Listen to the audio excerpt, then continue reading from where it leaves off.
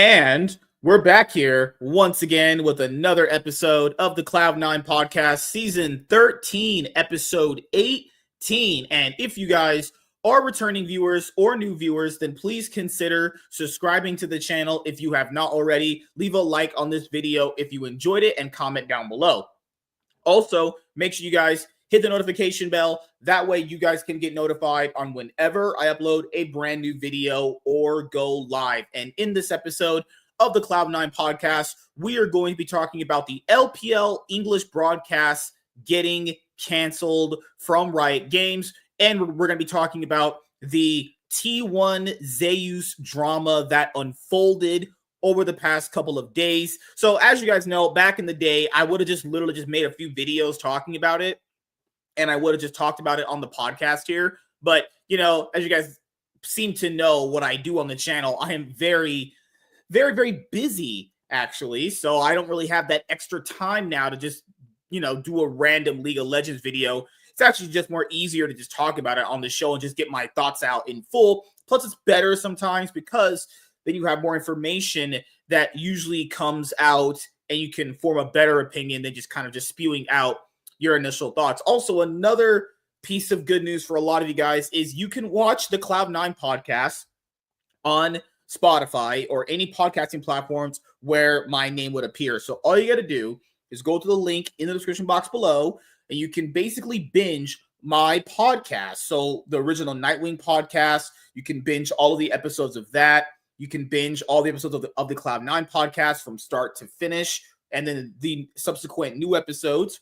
And then after that, you can also start watching the Iron Man podcast and then the soon-to-be MSK show, which I'll start uploading episodes there very, very soon. And to go off of that point, I have fully uploaded all of the episodes of the Cloud9 podcast to Rumble. So the platforms we are streaming this show onto is YouTube, X, and Rumble. No more Twitch for the show. I'm going to be using Twitch for something completely different that I'm currently still working on that is basically almost done. I have to get some other stuff finished for it. But yeah, that's pretty much it. That's all the announcements I have. So if you guys have been watching the Cloud9 podcast on Rumble, which I know a lot of you have been, you can just get the show live on Rumble without having to go to YouTube. And if you just have been watching it on YouTube, just obviously stay there.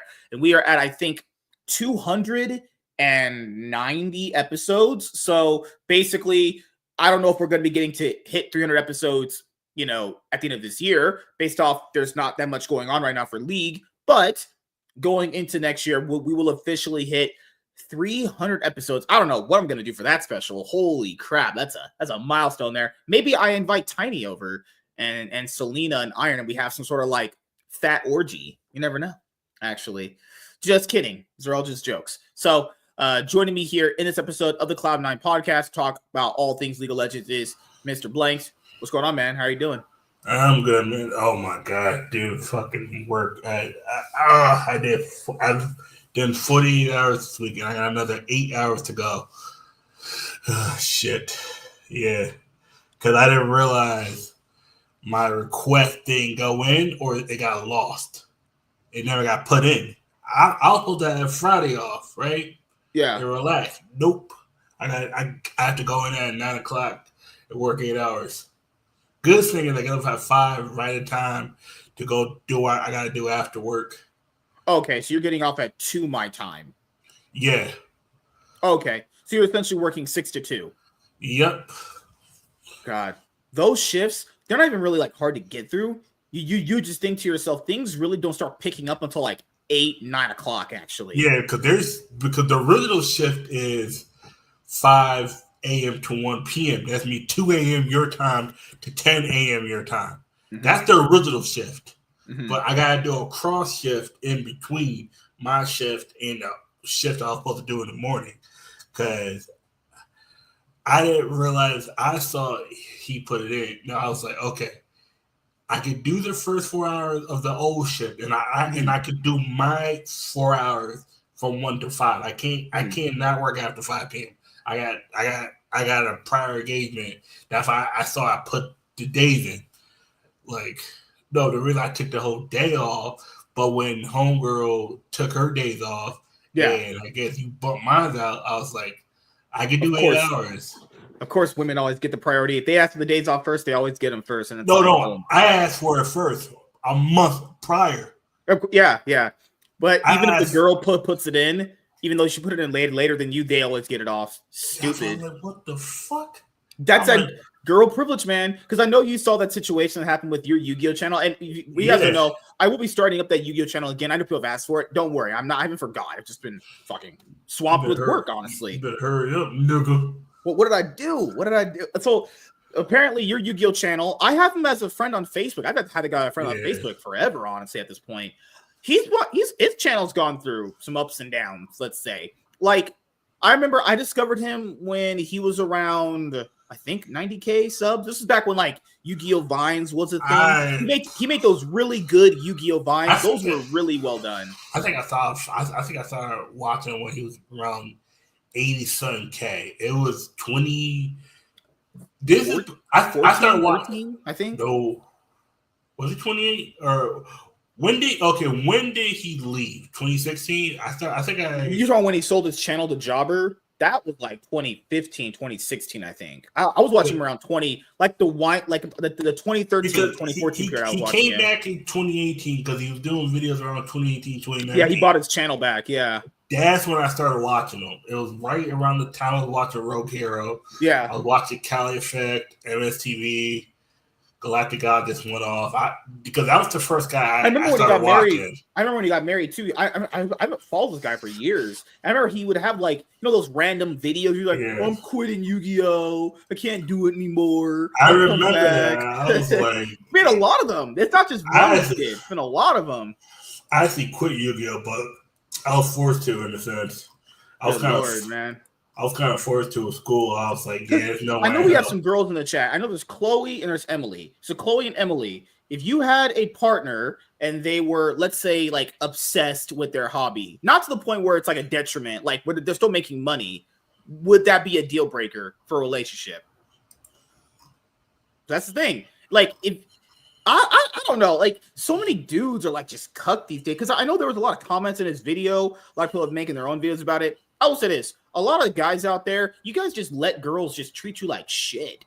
Like people, I understand about girls, but you gotta realize though, and you either said that you never been in a situation where you felt loved by anybody. It's that far. You don't know. Sometimes my dad, that too. But you even said that once your family passed away, you kind of got distant from people.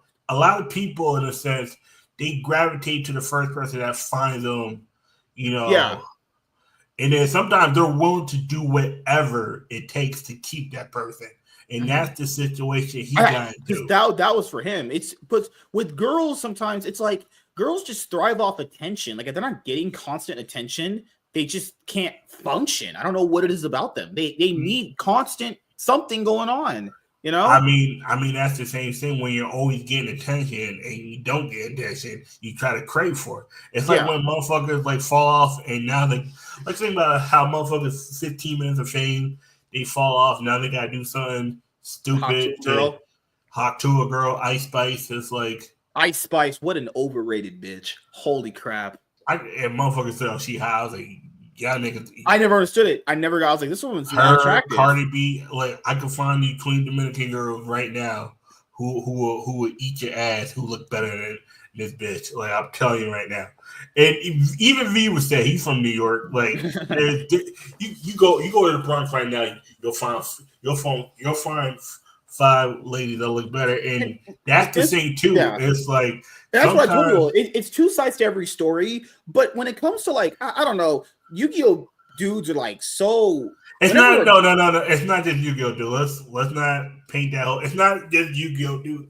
It's people who have low social skills, and he even said that he's not a social guy in a sense outside of the group of people he's in. Yeah, that's not just Yu-Gi-Oh. That's Yu-Gi-Oh, Pokemon. That's anything where there's a niche where you stick in your bubble. We're all just nerd related, right? Nerd, geek, like because both of they're similar. No, I'm just saying, like, but when it comes to like Yu-Gi-Oh guys, you could explain all that to them. It never clicks in their brain. That shit like never snaps. Like, I mean, you know, I think Pokemon's a little smarter. I realize Pokemon players are slightly smarter. Magic players, oh no, never mind. You know what's crazy? How like remember back in the day, I would do video discussion videos, and I would specifically start the video off everyone like this. I would go disregard what format we're in because this is applicable in any format at any point. They were like, you know what? But this format, I like this format. Yu-Gi-Oh people just don't. Something in their brain just don't be clicking. It's something like a switch where no matter how much you push it up, it doesn't click. Happens all the time. Like, I'm not saying completely distance your wife because if you're a marriage, I do believe if you're in a committed relationship like that, like spend time with the wife, obviously. But then again, like I know people are mentioning from the video that there's no plan for the future and all that shit. College, and I know people are talking about college in the videos too. It's like, well, you didn't go to college, guys. College is a scam if we're being completely honest. Outside of like certain things. Yeah. I'm about to say there's 4 degrees that you need college for. Like a high, like culinary is one of them. I would say. No. Actually, oh my god. If I actually decide to change my channel to a discussion actual channel, no, you don't actually need culinary school the way you think it is. Business, like MBA, doctors, engineers, and lawyers. Maybe like some stuff for welding they you might need it for. Welders is vocational. A lot of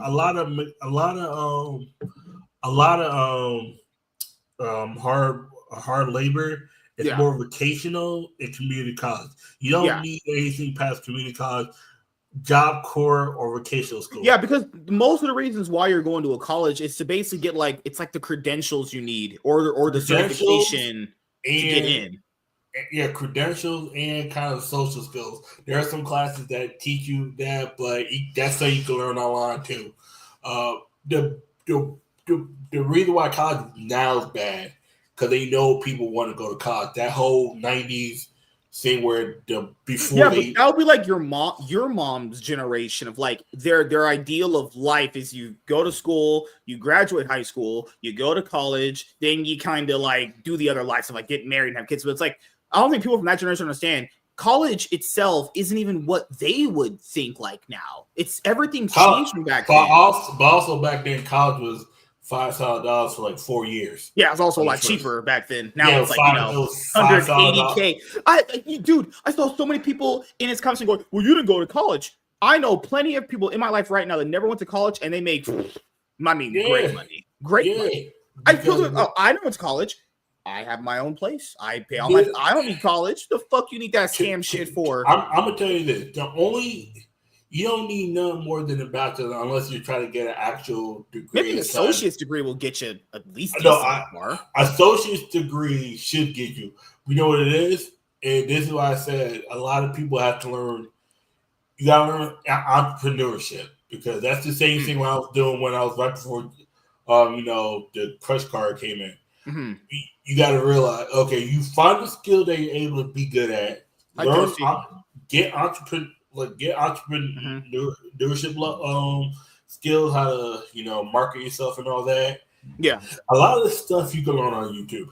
Culinary, you guys can learn on YouTube. You don't actually culinary school. This is why I didn't go to culinary school in 2018. I realized I can learn 90% of the stuff in the class from like if you buy the textbooks, if you spend $1,000 on textbooks, you'll save yourself $55,000. No, because everything, if you just have to be dedicated enough and willing enough, and have to shit on another person we could bring up. Do you guys think James went to college? Did James didn't go to college? Mate, I think he took like a few classes in community class. This guy makes like, he's a plumber, right? But makes like what 70 plumbers make like what 70K a year, right? Yeah, plumber in the vocational school. His dad didn't go to college. His mom didn't go to college. All that shit with college is such. But now I will say this: it's not a total scam because there are things you go there you can get out of. But like the I'm talking about the idea of it. The idea that you have to do it, otherwise you're a failure. That's a scam. Yeah, that's what I mean. If you're going there, like for what you said, if you're getting something out of it, that's not a scam. But college is actually a scam for about 95% of the people that go there. They had you take classes you didn't give a fuck about, did you? Oh hell yeah! Yeah. Did you remember anything from them? The business classes, yes. The culinary classes, yes. Yeah. Like, why the fuck am I learning about God? Like, I know JFK got his head popped off by the CIA. No, he got shot by Lee Harvey Oswald, who was brought back from USSR by the CIA. Yeah. The CIA is all written all over that. Who was hired? Who went through the FBI to hire the mafia to kill JFK, and then they did the same thing to RFK 5 years later. But see, that's not in the book. Oh, I was like, oh, Martin Luther King was shot. I was like, oh, he was shot by James Earl Ray. No, he was shot. He was shot by the Mexican police SWAT department. Because I know you saw that, like, you know, like there were people in Rogue's video where they were like, well, the girl didn't know what he wanted to do with this. Guys, most people don't know what they want to do with their life. That's the thing too. He had a good say, but she wanted it her way. She wanted this. This is what happened. She wanted her guy this way. The guy was this way. He conformed because he saw he was in love with her. Or he might have been in love with her, but she wasn't in love with him in the way that he needed. Not wanted, needed. He needed her to be supportive.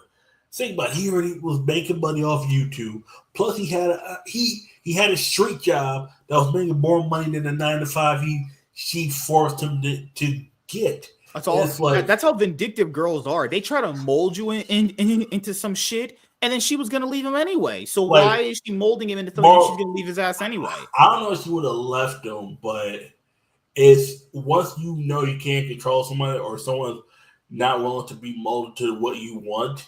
It's usually somebody. See, that same thing happened to me when I was gay. This girl, she wanted this typical BET black guy. I'm not. You're not like the guy that I know. I'm like hood niggas. I'm not a hood because I'm nerdy. I'm smart. I actually fucking read. Like, you want a nigga with earrings, a tattoo, and a do-rag. That's that fairy tale shit from like TVs and movies that girls have this idea of what a dude is. It's not true. Like, and like this before, we don't know how the other dynamics of a relationship were, the day-to-day operations. I'm just speaking from the stuff I read and the comments and videos. Like, you have to go to college music. Like, shut the fuck up. Like, as your mom pays your fucking cell phone bill. If you're going to if your goal is to become a chef, you don't actually need to go to culinary school. What you need to do is get a job as a dishwasher at 16. You start from a lot of times it's the slow way, but what it is you do dishwashing. You get good at that. You work at country club during the summer. I don't hate women. I call out women bullshit, unlike all of you guys who just sit there and take women's bullshit to your face. Good Lord. A woman could literally walk up to you guys and be like, I'm a piece of shit, and you would make excuses for her. I hate all of you. If a guy doesn't know how it feels to be loved, any kind of attention is going to feel like love. And that's the sad part. That's why especially nerds, as you know, because they're already looked at as down by a lot of women in general. They're already batting from like, I'm pretty sure there is a freaking batting analogy for it. You're already, batting from like third down or some. There's some batting. No. Okay, you already got like a low average, in a sense. Yeah. Nerds, even now, nerd culture is popular or it's starting to fall off again. Anime culture again, but most of these people they don't know this. They don't know. They know the think about it, that girl probably knew about Blue Eyes White Dragon, Dark Magician. That's what most of these the girl who I'm seeing, she knows Pokemon. This is what it is. Yeah. The reason she's like, oh, you and my sister should go out. We hung out. It's like this. The sis. I know if I give it to sister, she's gonna want me to quit Pokemon. She can suck my dick. The girl who I'm friends with, but I'm like, I'll be better off with her, would actually want to learn Pokemon if I get with her. I called her earlier. So why do you gotta force me to get with your sister where you and I would be a better couple? Because it'd be weird. Because we're and she gotta hit me with the Kai Cadet shit. James says, why do you need the sister? when I'm right James, here. James, take a lap. What's wrong with you, nigga? Take a lap. You got. Don't you got WD, James? God, take man. Take a lap, man. Take a lap. WD says invite Jay Biddy. Why is James P. Diddy now? Jay Diddy. Jay Diddy. Oh, take that. Mister, I need a girl. Oh, right. My God. I wanted to talk to you about this before we go into like the other bigger topics. So, we had to have the Game Awards or the Esports Awards nomination. Did you hear what that announcer said about Chovy? He called him Chuvy. Oh, yeah.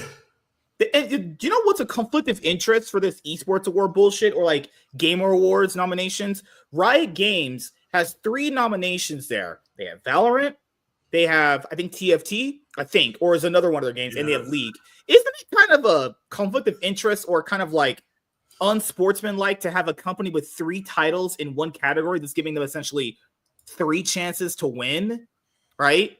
So they nominated like T1, Genji, BLG for like Team of the Year, Chovy, Faker for Player of the Year. I mean, if you're going off like most of the year, you probably give it to Chovy, but if you're going off like narratives, and I Faker probably is going to get it. Guys, no one's picking BLG. Let's just be honest here.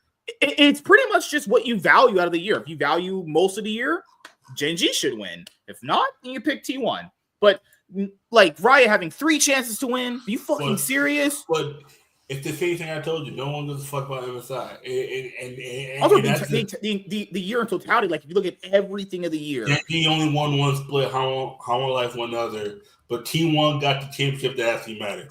World Cup and finals. Like I said, Faker winning Worlds essentially. Fucking like, man, why does that guy just choose to ruin all our narratives? Faker, why you got to do that? Why can't you know why? He leaves some trophies for the rest of us? Because Genji ruined their own history. They should have won World Cup. They should have won the Summer Finals. They should have won World Cup the World Finals. That's the issue. That's why I've been saying. MSI, no one gives a fuck about. Well, that's if you're going off team. If you're going off team, like T1 probably should get it. We're going off like player of the year, right? Chovy winning wouldn't be that bad, right? Chovy winning. He's not winning player of the year, though, right? But let's be honest, he's not winning. He's not winning. Even if we think he should win player of the year, it doesn't matter. Everyone's going to choose Faker. You know why? Because you know what the MSI is the equivalent to? The NC tournament for the NBA. Who gives a fuck about it? Who won that last year? The Lakers. Where the fuck did the Lakers end up at? Man, we're gonna win this year, man. Think about it. Both your teams won the in-season tournaments, and then no one give a fuck about them after because they ain't win the big one. Yeah, Lakers. Chovy. Chovy was the better player overall. Yeah, I'm saying player of the year, not team. Like the team, obviously.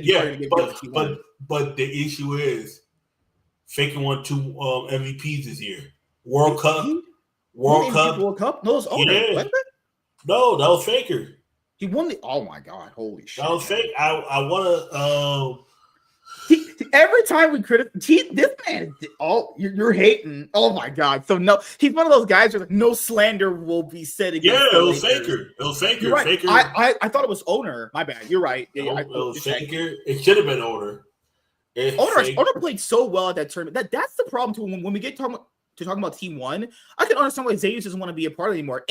Anything they do is just negated by gay narratives around Faker. I'll pull this right now. I think Faker played. So let's start with spring. Faker played great in the spring. I think he actually played really good in spring. MSI, he played pretty well, all things considered, except against Knight. Except against Knight, he was kind of running it down. He was pretty decent, right? Esports World Cup, he's pretty decent, right? He was so decent, but the cracks started to fall. Summer, he was absolutely running it down. He did not give a single flying fuck. But that better was not built for the summer. That was like, all right, fuck. That was like me in like October. Yeah. Like late September, once the new set came out, and my deck I wanted to play was just nerfed. And I was like, I couldn't play none. And then you have Worlds. Worlds, I thought he actually generally played pretty well. There were some games I thought he played bad, but at Worlds I thought he played good. He started ramping up. As far as so Chovy, obviously he played great in spring. MSI, I think he played pretty good in MSI. East World Cup is same with Faker. He just kind of like fucking ran that. He actually played worse than Faker at East. Oh no, he was much worse because he was one and done. He was, the whole team. Did people see that Way game? That Way game, he was inting on a level I've never seen in my entire life. That man was sprinting that shit. He was fried. He was split pushing so hard that it just drew to just getting ganked constantly. I was like, okay, this man's brain is fried. Yeah, he came back. Summerwood was good, and it really just depends on. Do you think he had a good world championship? I think he did. It was pretty good overall. It's just hard, you know. Issue is he didn't win. It's like he did. He think about this. Faker not winning the splits is negated by him winning World Cup and finals. You know what's crazy now? Them having Doran means they might win a split. Doran has Zeus's number regionally. Yep. They actually might potentially win an international title and get a domestic trophy this time. That's what they said. They said Doran's going to help with the region, and then T1's going to help Doran with the international because they balance. Think about it. Doran and Oda are already connected. They got the same. They almost got the same name in a sense. So before we get to that, we're gonna go through all our topics. But the first one is they're having the Esports Awards. I think right now or some shit, or what's going on. And this is why we're talking about Faker and the Riot Games. Everything with Esports Awards, just in general, or like even the Game Awards, it's all Riot Games focused. I don't know how much they control the industry. They win everything. And if you're a person that watches like any other esport and it does just as good, it doesn't matter because everyone just picks Riot Games or Faker or T1. Did you see that video that they put together of T1, that montage for them? Oh my god! Like the Law Esports account is sitting there tweeting that this roster that Faker had with Zeus is the best roster of all time, and it's like they're just perpetuatingly throwing narratives in people's brains constantly. No, you have to make sure you know this is the best team of all time. Saying the fucking acronym of like Zoch. What is that? Yeah, what is that? That's just all their first initial. Now you have Doff. What? That had to have been some fucking mentally ill Korean fan. Had to have been who made up that shit. Ay. But yes. Real quick, before we go over the LCK and LPL news, Rogue still hasn't updated their roster. I think they're good. Yeah. LTA, because let's discuss these dudes first, because honestly. Yeah, after this, we'll do the LPL and the T1 stuff.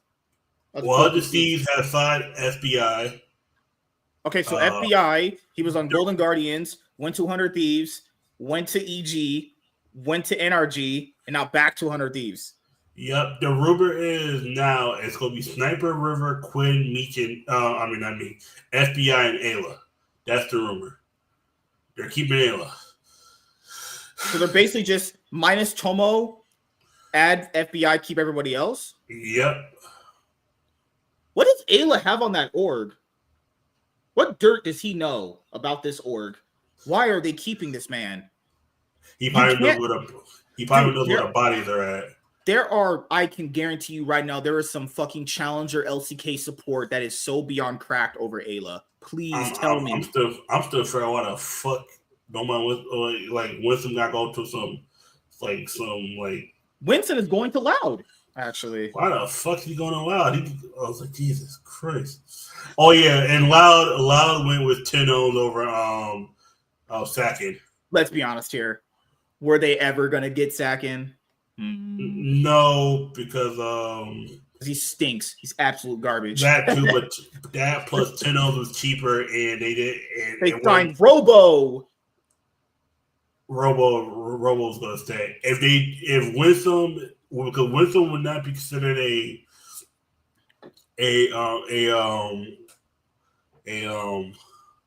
not a foreign. What's the an import slot? He won't be. That's me. Loud might import a jungler. Might. I'm not sure. I don't think they will, but they could. Also, to tackle onto your point about some of the LTA teams, so FlyQuest and Team Liquid are running it black. They're running it back.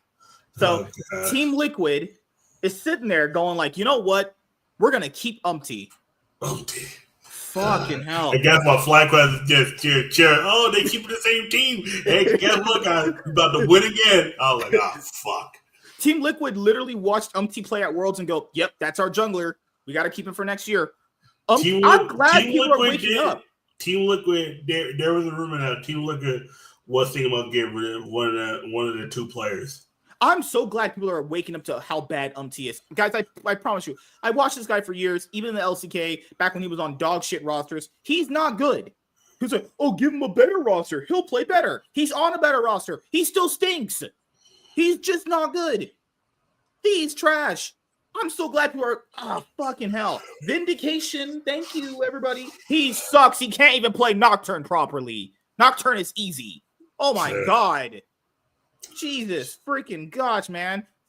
Like, give FlyQuest a show here, inspired, and probably like, oh my goodness, guys. We Team Liquid just like kept the whole team. We just gonna get that free trophy, man. Shopify Rebellion.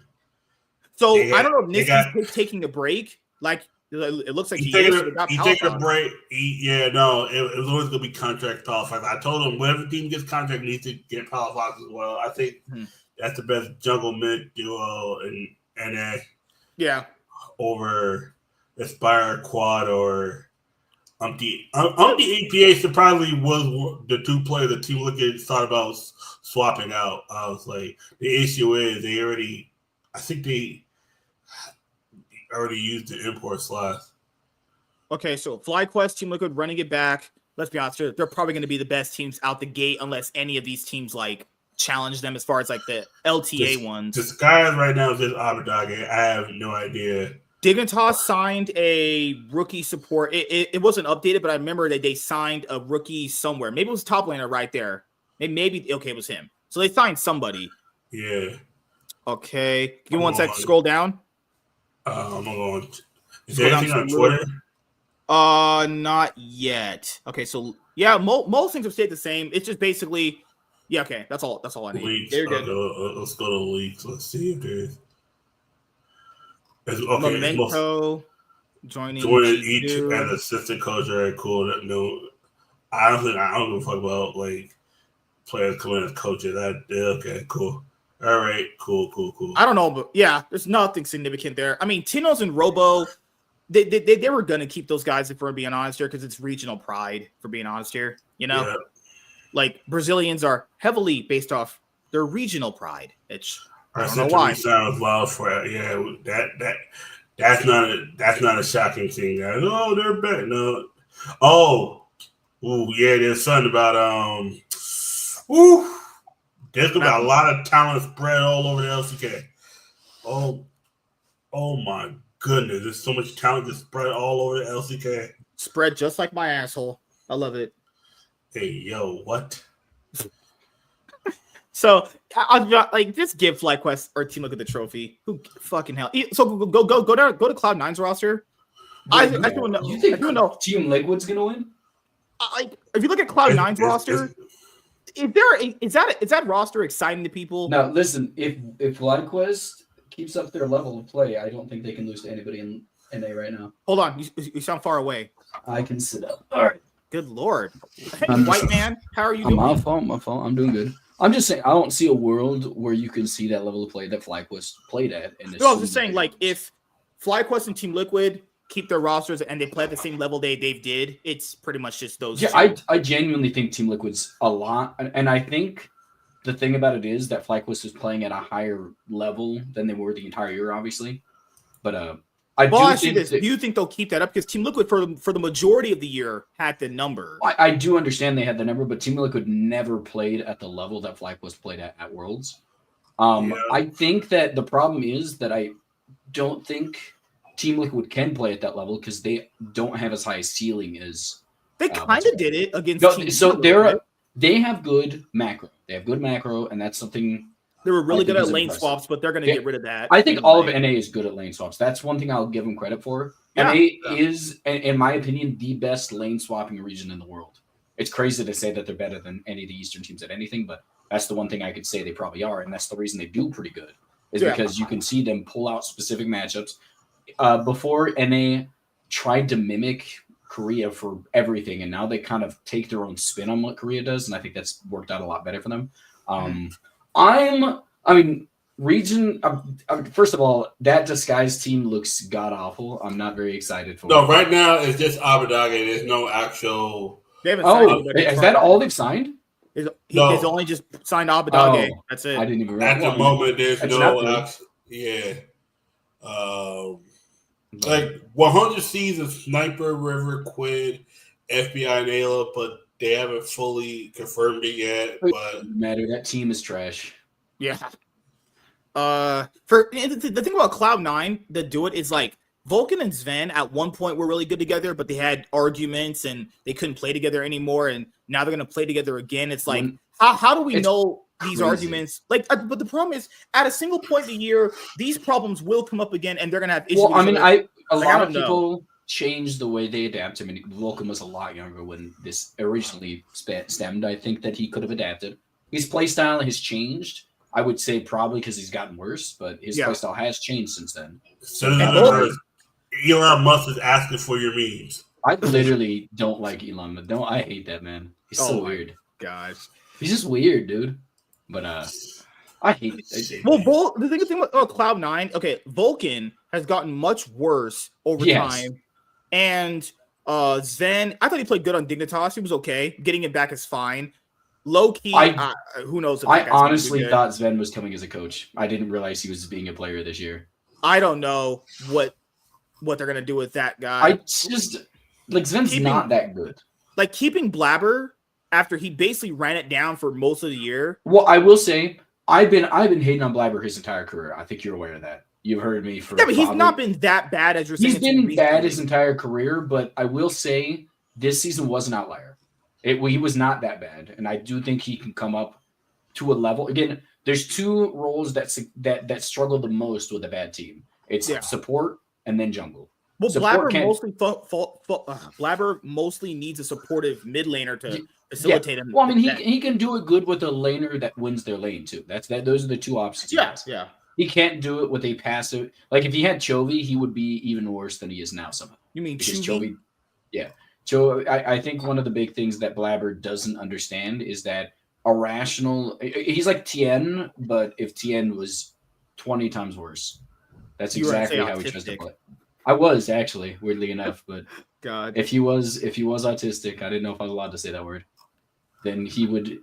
I mean, I don't know if you can say that word. I don't want to get you in trouble. I know, or even just. I just can't say the words, James. He said the words. I'm a nice person. But no, just saying, like the Cloud9 roster, it'll probably just be third or fourth by default because the other teams are probably just that much bad. Well, the problem is that you automatically. I feel bad for the South Americans, but they are trash. They are a trash region, and I think I will say I've said that for years. That's not surprising me at all. But I'm going to say them consistently playing against NA teams is going to increase their level of play. It's going to, but in the next year or so, they're going to be a different region than they were. Or just it's any upset that a Brazilian team has to stop an NA team from going to World that's going to be pretty big. That's going to be like. Well, it's massive. Not just. I'm just saying these South American teams are drastically going to improve because of this. This only benefited. So one side benefited from NA is getting introduced to a scene that's substantially more alive than theirs, so South America gets introduced to players that are better than them. And I think this kind of benefits both sides, but overall, I still don't like it. I don't like this combination, but there are positives. Keep in mind, they're still also going to only be able to scrim against Brazilian teams too. You know, that's the problem with Brazil is they're in a place where they can't scrim against only anybody else. Well, technically, Brazil could have played other regions. Yeah. I mean, other South American teams, just no one else really has teams. It's just Brazil. All right. And we'll be getting into our first topic. So there was a lot of them, and probably got to do a few more episodes to cover the rest of them because there's a lot that ended up happening. So as you guys know, for like the past few episodes, we've been talking about the LoL esports ecosystem, basically all the money drying up. Everyone knows the story at this point. I've told it a million times or over many episodes. Basically, long story short, venture capital came in. It boosted a lot of teams' value. It also propped up the league. But then there was not enough money coming in to substantially be able to hold that venture capital investment to make a profit off of. You saw a bunch of sponsors pull out of the league, not just the LCS. A lot of the teams lost a lot of sponsors. It wasn't just League of Legends. It happened in Overwatch. It happened in Counter-Strike. We had Esports Winter. And now it got to the point where the LPL English broadcast is now canceled. And they're just going to basically have people watch it through co-streams. Now, keep in mind, I know people don't like the casters that much, but for me as a person, I like the whole traditional sense of watching it through a broadcast. No offense to Dom and Keijo, well, I watch them, but I do not really want to watch a broadcast through their eyes. I'm just being completely honest here. The only reason why Riot's doing this is because the NFL, that a company that they try to mimic beyond, they're doing that. They themselves are doing that. I want to say, I can see what you're saying. They are kind of doing that with Peyton Manning, Tom Brady. Yeah, they are kind of. I get what you're saying. I'll say they got the inspiration to do it. I think they got the lack of, because first of all, China's English speaking, the English speaking world is most of the time asleep while China's playing. That's another problem too. Is that the LPL broadcast, whenever it was on at like it would start at like 1 o'clock for us. No one's gonna watch that. I mean, and if people did, they're always gonna watch the LCK, because I've watched the LPL English broadcast for years, many nights to go to sleep and watch it. Anytime the LCK's on, people always choose to watch the LCK. I don't know, because go ahead. I feel like back in the day, I was saying just on YouTube. On Twitch, it might be different. Back when I used to watch it in season, because I pretty much watched every region back from season 4 to season 8. I watched every region's every Chaz game. watches Brazil. I pray for that guy. I don't. I will say I rarely watch Brazil because they didn't really have an English broadcast. So yeah, they had the Rapiditos. But one big thing I will say is China did have a comparable, especially just look at the LGD finals. I'm pretty sure I never even saw the LCK get to that high back then in the English speaking broadcast. So I will say there is a possibility that the reason they're doing this isn't because of the viewer base, which is, I definitely do think is taken apart. But I think their biggest reason is that the amount of money streamlining into the Chinese region is getting cut. So they are just cutting corners wherever they need to. Also, keep in mind, they were going to do this last year, remember? They were going to do this last year, but I Will Dominate stepped in and said, hey, I'll just do it. And obviously they don't want to have him outdo them. So they kept it alive for a little bit, but you knew it was already going to be almost gone last year. I mean, people forgot that. And all the casters that came through the LPL that ended up becoming big, you had Atlas, Froskurin, you had Papa Smithy, you had what's his name? Oh my god, it was the white guy, the ginger guy. Oh my goodness, I'm blanking on his name. He came up. Oh my god, Pastry Time. He came up. So many Raz, Emily, Kelsey Moser. All people. Did Emily come from the LPL? I thought she came. She was an LPL commentator. You didn't see her on she screen. Came as initially as a reporter. She did it remote with Travis from when they had Yahoo Esports. Okay, that's what it was. Because I remember she initially started as a reporter, or not a reporter, but with him.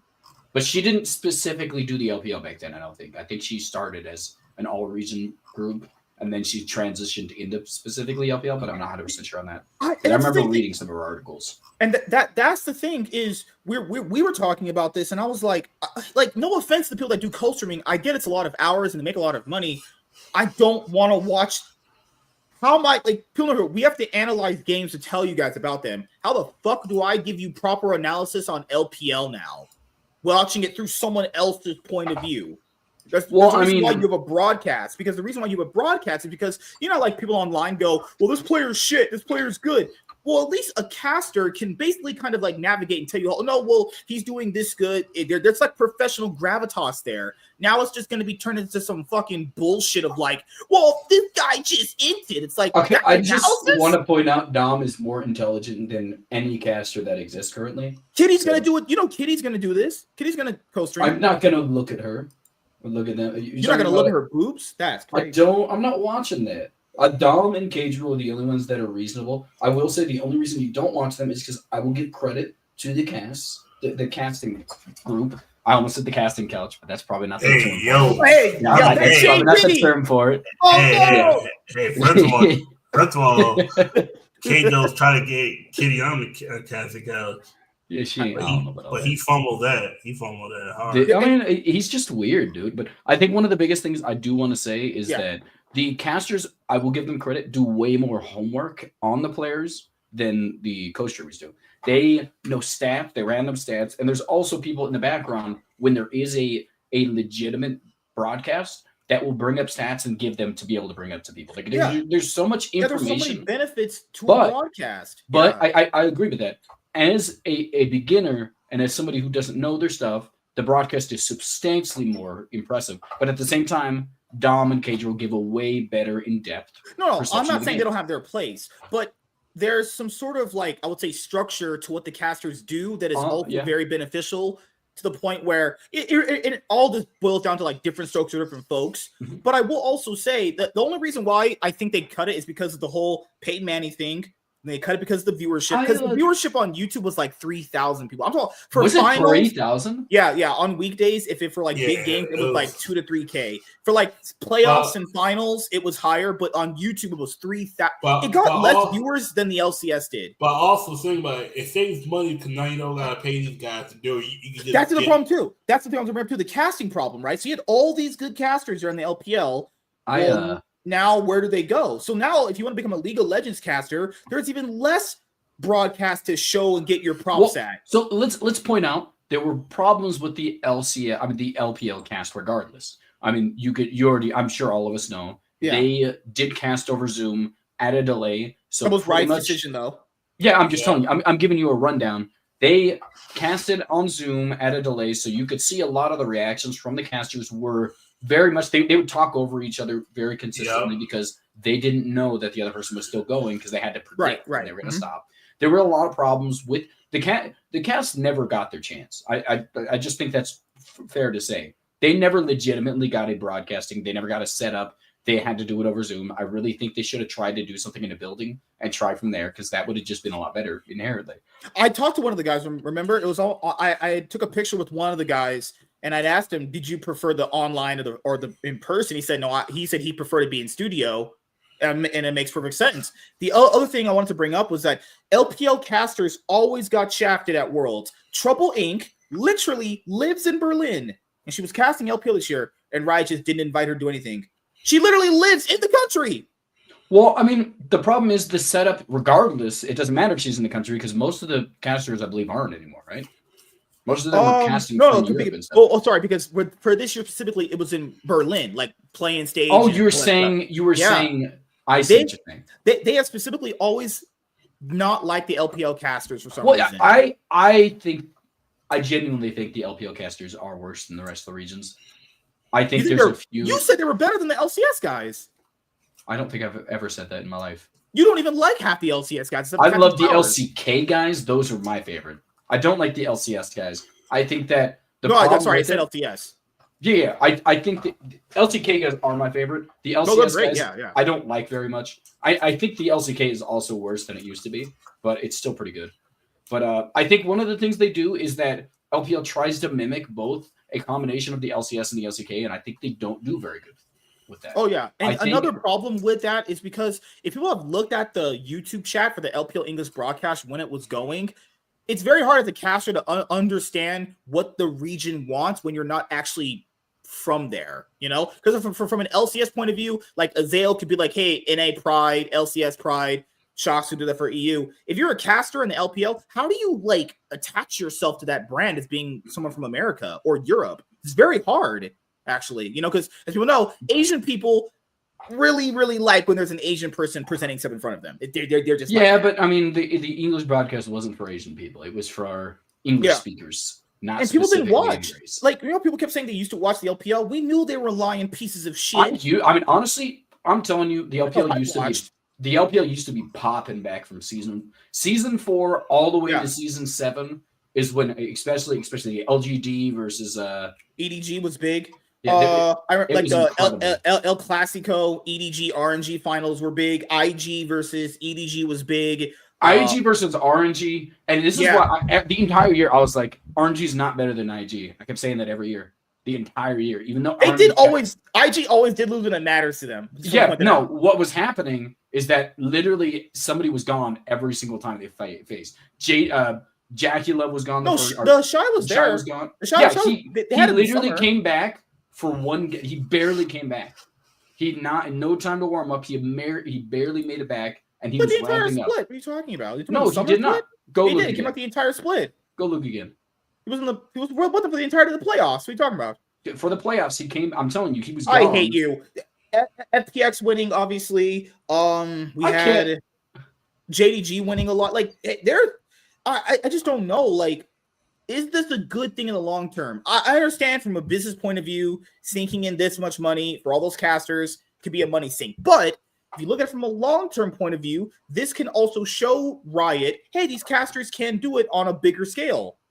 But now it's gone, and now you just give it to co-streamers. But let's go over their posts because it's a bunch of bullshit. In 2025, we're excited to announce a new approach for the LPL English broadcast by moving to a co-stream only model. Also, let's why would they not do that for any other broadcast? The Gen.G CEO said the LCK loses quite a bit of money on that English broadcast. Why would this not happen for any other English broadcast? This is not a good sign for anything. If it moves to an only co-stream model, how do we watch games and analyze them ourselves for the show? We just watch them through VOD? I mean, I can do that, but that's just not fun without commentary on there. Unless me and Chads get butt naked and then we do commentary. No. With James. What's up? No. All right. This change aims to bring LPL English-speaking fans closer to the action by building a community-centered broadcast experience. That makes no sense. That's so stupid. Who wrote this? Our goal is to enhance the way fans connect with the LPL. Yeah, because you never did it any other year beside. Fuck off. I hate this company. Fucking hell. Let's go to T1. I'm not reading that shit. This is so stupid. Why did they not do this many years ago? They knew there was a problem with the English-speaking people connecting to the broadcast. Where was this action? Fuck these people. Oh my God. Let's go to I T1. think it wasn't going to succeed, dude. It's just too late in the night to support a region that isn't very popular. It's not popular to foreign people. I'm sorry. It wasn't going to happen. We're working on providing clean feeds of each match, which will include only in-game audio, as well as exploring options for co-streamed VOD. Oh, shut up. Let's go to T1. Who cares? All right. I'm sorry, guys. It's just when I read stuff like that is so goddamn cringe. This company is so beyond ran bad that they trip over and get lucky on everything. They've only been lucky on League, Valorant, and Teamfight Tactics. What do you think they could have done for this? Goodbye. What could they have done to save this region? Well, I'll say this. You could do something earlier than waiting till the very last minute when things have actually hit the fan to do something. People genuinely just stopped. Even when they were doing everything right, they just stopped watching the LPL. What were they doing right, though? They were doing the same shit. Well, no, because they inherently had a better system back in the day. They had an actual broadcast. That made it a little bit better. They couldn't afford it anymore because the money they were getting from the streams wasn't worth the amount of revenue. Yeah, but they knew that years ago. They didn't just know this now. Yeah, but what could they have done? Interest died down regardless. Yeah. Good Lord. Okay. Let's go to the next thing. So, how do I explain this? Okay, so Zeus is joining Hanwha Esports. So there's some T1 drama with this. So let's just start the actual legal proceedings. I'll go over that later. So let's just start with the narratives here because I think some T1 fans on Reddit and Twitter are some of the dumbest people I've ever interacted with in my life. I don't think they even watch LCK matches outside of T1 games. Well, I think most people do that too. Okay, so Doran is going to be replacing Zeus. Now, I'll admit this. That is a downgrade. Let's not even front with that. That is a downgrade. But it's not as big as downgrade as people are mentioning to the fact that it's going to make them like some 7th or 8th place team. Keep in mind, Doran actually has won more recent domestic titles than Faker has, and the T1 squad in general. He is someone that does perform well domestically, and he's actually beaten Zeus on a pretty consistent level when it comes to straight finals, as we've seen just this past year. Now, the only spring final match he's ever gotten the better of Doran is the spring split one from the 3rd place match to go to MSI. It's the only time it's happened. Now, if you're talking from just a straight domestic point of view, Doran being on the team is not that bad. But T1 hasn't won a domestic split since like spring 2022. So with Doran, could they finally break that curse now? Potentially. But that's not really what T1 wants to do. As people know, they kind of want to do well at the international events. Doran, to be honest here, is an international choker. That guy is pretty bad internationally.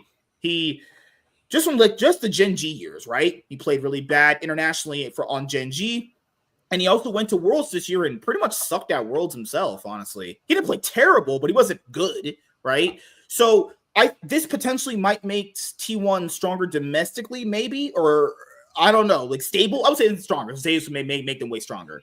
It makes them stable, right? But it does make them weaker. It does make them also weaker internationally. But people are acting like they're getting some 8th place top players. Okay, let's not go too far there. It's arguably a top 5 top laner, which is, depending on the meta, that's another problem that people aren't talking about is the meta. So if the meta shifts to what T1 had to deal with in summer, yeah, if Doran's your carry, it's not going to look good. Just pointing out. There are some silver lines to this, but there's a lot of bad, right? So Zeus basically, I don't know if he did want to be on the team, because we did say that there's a chance that he would not be on the team, given how this kind of thing likes to work. So basically, there was an agent situation where they kind of maybe weren't talking to T1 when they should have. T1 didn't know if Zeus wanted to commit to the roster, so they just upped and signed Doran. They originally kind of wanted Keen. That didn't pan through based off because the same agent is representing both players, actually. So plus also money, contract year. Yeah, so Zeus was apparently mad that T1 gave the other 4 players a better contract than him. He wanted a 1+1 contract. So they gave him a 3+1. They gave him 4 years. Mm-hmm. I'll explain the problem here. Before you go, come on. This is not from Hanwha side. This was all from a T1 perspective. Hanwha has said nothing about this, and it's only been from just the rumors. I do want to say these are things that T1 themselves have said, is that first thing is that because he represents Keen 2, Zeus kept leading them on until Keen signed because they did want to make T1 weaker. That is something they themselves have came out and said. The moment he signed, he went out and said he's not signed with them anymore. So they were forced to take Doran after that. Second of all, they obviously said they would match anything Hanwha Life matched threw at him because they would rather keep the brand together than anything. Zeus's people came out and literally said nothing to him. And again, you can't say Zeus is not at fault because he signed the paper at the end of the day. I was going to bring him up after you get done talking. I think there's Zeus. Honestly, if he doesn't do good, he ruined his legacy. I will say that. If he doesn't do good, I do think he's arguably the best top laner in the world. But yeah, he is. If he comes out and the average person, if he comes out and doesn't do good when he's off of T1, the average person is going to blame him for not being with Team Faker anymore. They're going to say that. That's the other problem too. Because the thing with T1, the thing that I can blame them for, if they knew they wanted to keep this roster together, so that's not the problem too. Maybe they didn't think they were going to win Worlds or whatever. Because if they thought they were going to win Worlds, why did they just re-sign their roster? Plus also the salary cap. Don't forget the salary cap. That's something you bring up too. They was going to lose one. It was who was going to lose. No, they said they could have kept all of them. They were kicking off. The thing is, Hanwha Life offered more. Hanwha Life offered more. They said SKT said they would match anything Hanwha Life sent. That's me. Hanwha Life probably gave them something that T1 gave them, but in a better package. SKT said literally, there's nothing they can offer that we can't give you. SKT came out and said that. I tend to believe. The agents that they were saying, yeah. That's the agent, though. That's me. The agent could say something, but we don't know the actual truth. The T1 PR side. No, this is very common. Teams don't usually come out because there's usually proof of contracts. Oh no, so I will say the stuff T1 right now is the rumors that came. Oh yeah, but this legitimate. There's a 95% chance this happened because no, I'm not saying it's not, but I want to point out. I don't want you to say. I mean, if T1 came out and said it, how much at that point in time? How is it rumors anymore? If T1, but they're not going to say that, right? They're not going to. Teams don't. You can't find me a time where a team has lied about a contract negotiation. Just doesn't happen. Well, that's the thing is, how many of them have we heard of that how many of these bad negotiation practices have we not heard of too? Because but SKT had no reason to. There's no problem with T1. And then also we don't know if Zeus actually did want to stay because he. Oh yeah, it's a very high chance he personally wanted to stay. Because he's leading them on, probably just didn't want to stay. Because we don't know the actual contract Hanwha Life gave him that T1 we might do have restructured. Restructured. That Hanwha Life gave him more money. That's all we know. Think about this. Because we don't know if it was Zeus's decision or an agent's decision. Because the agent point, I'm going to tackle that really quickly because the reason why an agent is always at a conflict of interest when it comes to these things is because they get a cut of what these players get when they sign a big deal. But if SKT comes out and says they're willing to sign anything, there is something that is going on behind this. I think the end of the day is Zeus wants to prove that he doesn't need Faker to be an international success. I think that's what came out. But I do want to say these are not rumors. If SKT comes out and themselves says it, it no longer becomes. So they're rumors currently. That's what I'm saying. SKT once SKT announces it, they can't be rumors. Because they can announce it and it still could be some bullshit. Because corporations do that. Don't lie. No, teams don't lie about contract negotiations. That's one thing. They easily could. They don't find me a situation where it happens. I'll say teams don't lie about that. They have to say that because they want to be seen as the good guys in the situation. No, explain why they didn't sign Keen then. Tyreek Hill with the Kansas City Chiefs, where they could have signed them, but they didn't come out and say, "Oh, we didn't do it." They just didn't do it. No, they lied about why they did sign them and they traded them. Yeah, so I'm explaining. Yeah. They don't lie about offers they sent. That doesn't happen. That does not happen. They might have lied about an offer that they didn't send. Think about it. But I want to ask you this: what makes you think they won't lie? Why do you think they wouldn't lie? Because you get in a lot of trouble for that. That's why. You do get in a lot of trouble. T1 in trouble. No, you do get in a lot of trouble. But the thing is, there might have been an offer that they using the agent were looking for, and T1 was unwilling to give. Yeah, but they did come out. I don't think there's almost any chance that T1 didn't do everything they said, because there's literally no money in them to lose Zeus. There's no money. They lose. They could have given Zeus like $10 million, and they probably still. I mean, obviously not that much. They've said Hanwha Life has always offered more, so there's no way they can offer more. But also, don't forget, Hanwha Life had a cheaper roster at the time too. Those players on Hanwha Life were somewhat cheaper. Yeah, Viper was on a cheaper contract. Zeka was. And Delight and Peanut were. Oh, sorry. My bad. Plus, the Peanut Dorn. Plus, did they used to get a 1-on-1, a 2-on-1, a 3? Like, think about it. So 1+1 equals the players allowed to opt out in the second season. Yeah, they did not give that to him, so it doesn't even matter. No, it is a 1+1. 1+1 is you get 1 year, and then you get opt into the second one. Yes, so that gives more power to the players. They didn't give him that, so that doesn't even play a factor. Yeah, that's what he wanted. But but no team. I'm also going to bring up. Remember, T1 offered him was 3-1. They will give you 3 years, and then the fourth one. So my understanding is they wanted to sign everybody to 1 year because of the fact that Faker has a 1 year left on his contract. I want to bring this up because I want to point out, I don't know if T1's going to come out and say these things, which I highly doubt they will. They did. I doubt anyone's coming out and saying this shit. They want to probably just bury this for the most part. You think they want to get involved with the legalities of the league? Probably not. I'm just saying it could. I'm not saying they won't, but All right. Okay. So this is what Rival had in his video. So negotiation process. Following their World Championship victory, T1 initiated contract discussions with each player, spearheaded by COO Wang Chong Ching Chong and director Bang Bong Bong. Carrier was the first player to sign, which is true. We saw that. So Carrier owner, we all saw that. That's fine. Fans of T1 strongly voiced their desire to preserve the roster. This sentiment was reflected in the overwhelming demand for T1's 2024 World Championship merchandise during pre-orders. Yeah, because T1 makes a lot of money by brand deals, keeping the same roster together. The enthusiasm shown for the championship merchandise clearly conveys the fans' hope for all players to resign. Despite this momentum, negotiations with Zeus faced significant hurdles. T1 reportedly presented 3 proposals, with the final offer including a slight salary increase and a 3+1 year contract term. Yeah, that's what I said earlier, emphasizing the organization's commitment to a long-term partnership. However, disagreement over salary and contract duration persisted, preventing an agreement. Reasons for departure. When the free agency market opened, Zeus received competitive offers from other teams. Pretty much it was just Hanwha Life. A final meeting between T1 and Zeus was planned for the morning of the 19th, but was postponed at the request of Zeus' representative. See, that's the tricky part right there, is that if they're trying to call you and ask you to, hey, let's try to iron this out to see if you want this guy, if Zeus and the agent go and they ghost you, okay, so I would understand why T1 would be mad at that. If they're trying to make sure, do they have this roster together for brand deals and obviously to sell merch? That makes perfect sense. According to the representative, the meeting that morning was never officially confirmed. We had only intended to communicate at that time. We submitted our final proposal to T1, but there was no positive feedback.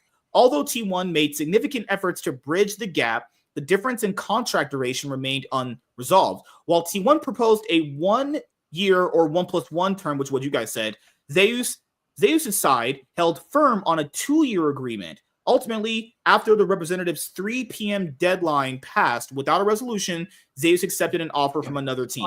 I do want to say the owner of T1 himself came out, said this was a lie, and also said He came out and said this. He said it was a lie, and he said that T1's. Give me that. I want to read it. I'll send you it. It's you can look up Joe Marsh's AMA. So what he said, So what he said was on Reddit, right? I don't know where it's at, but I think I can find it real quick. Let me see. No, I was saying I'm not saying he didn't do it. I want to just track, all the stuff. Okay, here you go. I'll send it right now. I found it. So there you go. So I do want to say T1's owner came out and said they didn't give us any counteroffers. They said there was no counteroffer sent. They legitimately never gave them the option to try and counteroffer. I was like, and to be honest, Joe Marsh, oh God, this guy is so weird, man. This guy's so shady. But hey, I'm not saying he's lying. It happens and stuff. Okay, let's go over this. Okay, so this is not like mistranslated or anything, right? No, this is a legitimate translation. Why? Okay, to make it sure, because sometimes when it comes to like translations, things can be mistranslated. This is on a legitimate site, yeah. So. Okay, you're good. All right, in one sec. Some T1 fans are just salty that Zeus left them for Hanwha Life. Then again, I would be fine if he left in a reasonable time. If everything's they're saying, because there are points where I think there could be just miscommunications, but if everything they're saying is true and what's it called, and they waited to sign so Keen wouldn't sign with them, I think they're at fault. I think he's a lame person for that.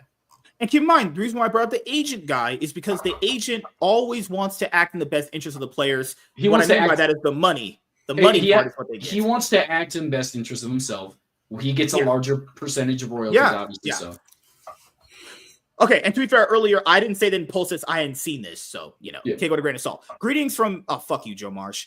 Thank you to all the fans for your unwavering support of T1, especially after our victory at Worlds. I should have been Genji. That's okay. It's okay. Your enthusiasm and generosity, particularly through your purchase of our World merchandise, have been deeply appreciated and have played a vital role in helping us retain the majority of this roster as we prepare for the upcoming season. To provide some context regarding the timing of this AMA, on October 2nd, reached out with the opportunity to host an AMA. At the time, I declined because our primary focus was on Worlds, but I committed to revising the idea once Dove League concluded. Okay. I'm glad we won. I'm glad we now have the chance to connect with you all. This AMA will serve as the final time we address Zeus's departure from T1. Zeus was an integral part of our journey alongside owner Faker, Gumayushi, and Keria, helping restore T1 to its former glory after Chovy shoved it in Faker's ass. We are forever grateful for his contributions to the organization. MVP. Hey, where your rings at, motherfucker? Where your rings? Good Lord. We got two niggas. Where yours at? Nobody gives a fuck about an in-season tournament. In-season? That's an international event. Oh my God. James, handle my lightweight. No offense. Even Riot don't give a fuck about MSI. James, handle that P. Diddy. They don't think about it. Where the emos, nigga? Where your skins from? We had him this year. We had him. Whatever. Fuck you. Zeus made a decision. Fuck about MSI, nigga. No one gives a fuck about Genji. Genji will always be second to motherfucking T1, nigga. Fuck your trophy. Who beat you in the semifinals, nigga? Hey. Who made Trophy look like Chalky, nigga? I'm just saying, Dorian is on your team now, and you might get some domestic trophies after choking it on the finals. And guess what? Who choked in this final, nigga? Against Hanwha Life, nigga. Motherfucker, Hanwha Life Esports, nigga. They took your life, nigga. They took your motherfucking life, G. Man, I'm gonna suck the life out of your cock from the back. No. What are you saying? Oh, okay. He started losing. He started losing the argument and started going gay. Hey. James said go gay when you're losing. Just point I've never said that in my life. Oh, God. Zeus made a decision he felt was best for him, I guess. And we fully respect his choice. We wish him nothing but success in his future endeavors. Okay, well, that's all just gay shit. All right. So, okay. Good Lord. Okay, so where's this part? Okay, so it says, is it true that T1 couldn't agree to the terms with Zeus to meet his demands of $2 billion? Holy shit. That is not true. We were never given the opportunity to match any offer. Additionally, the agent did not present any counter offers to the proposal we said. Okay. Can you just show how much Zeus is getting paid by signaling with your fingers? You have to ask Zeus, or better yet, try his agent if you can actually get him on the table. He's so angry. I would imagine. Yeah.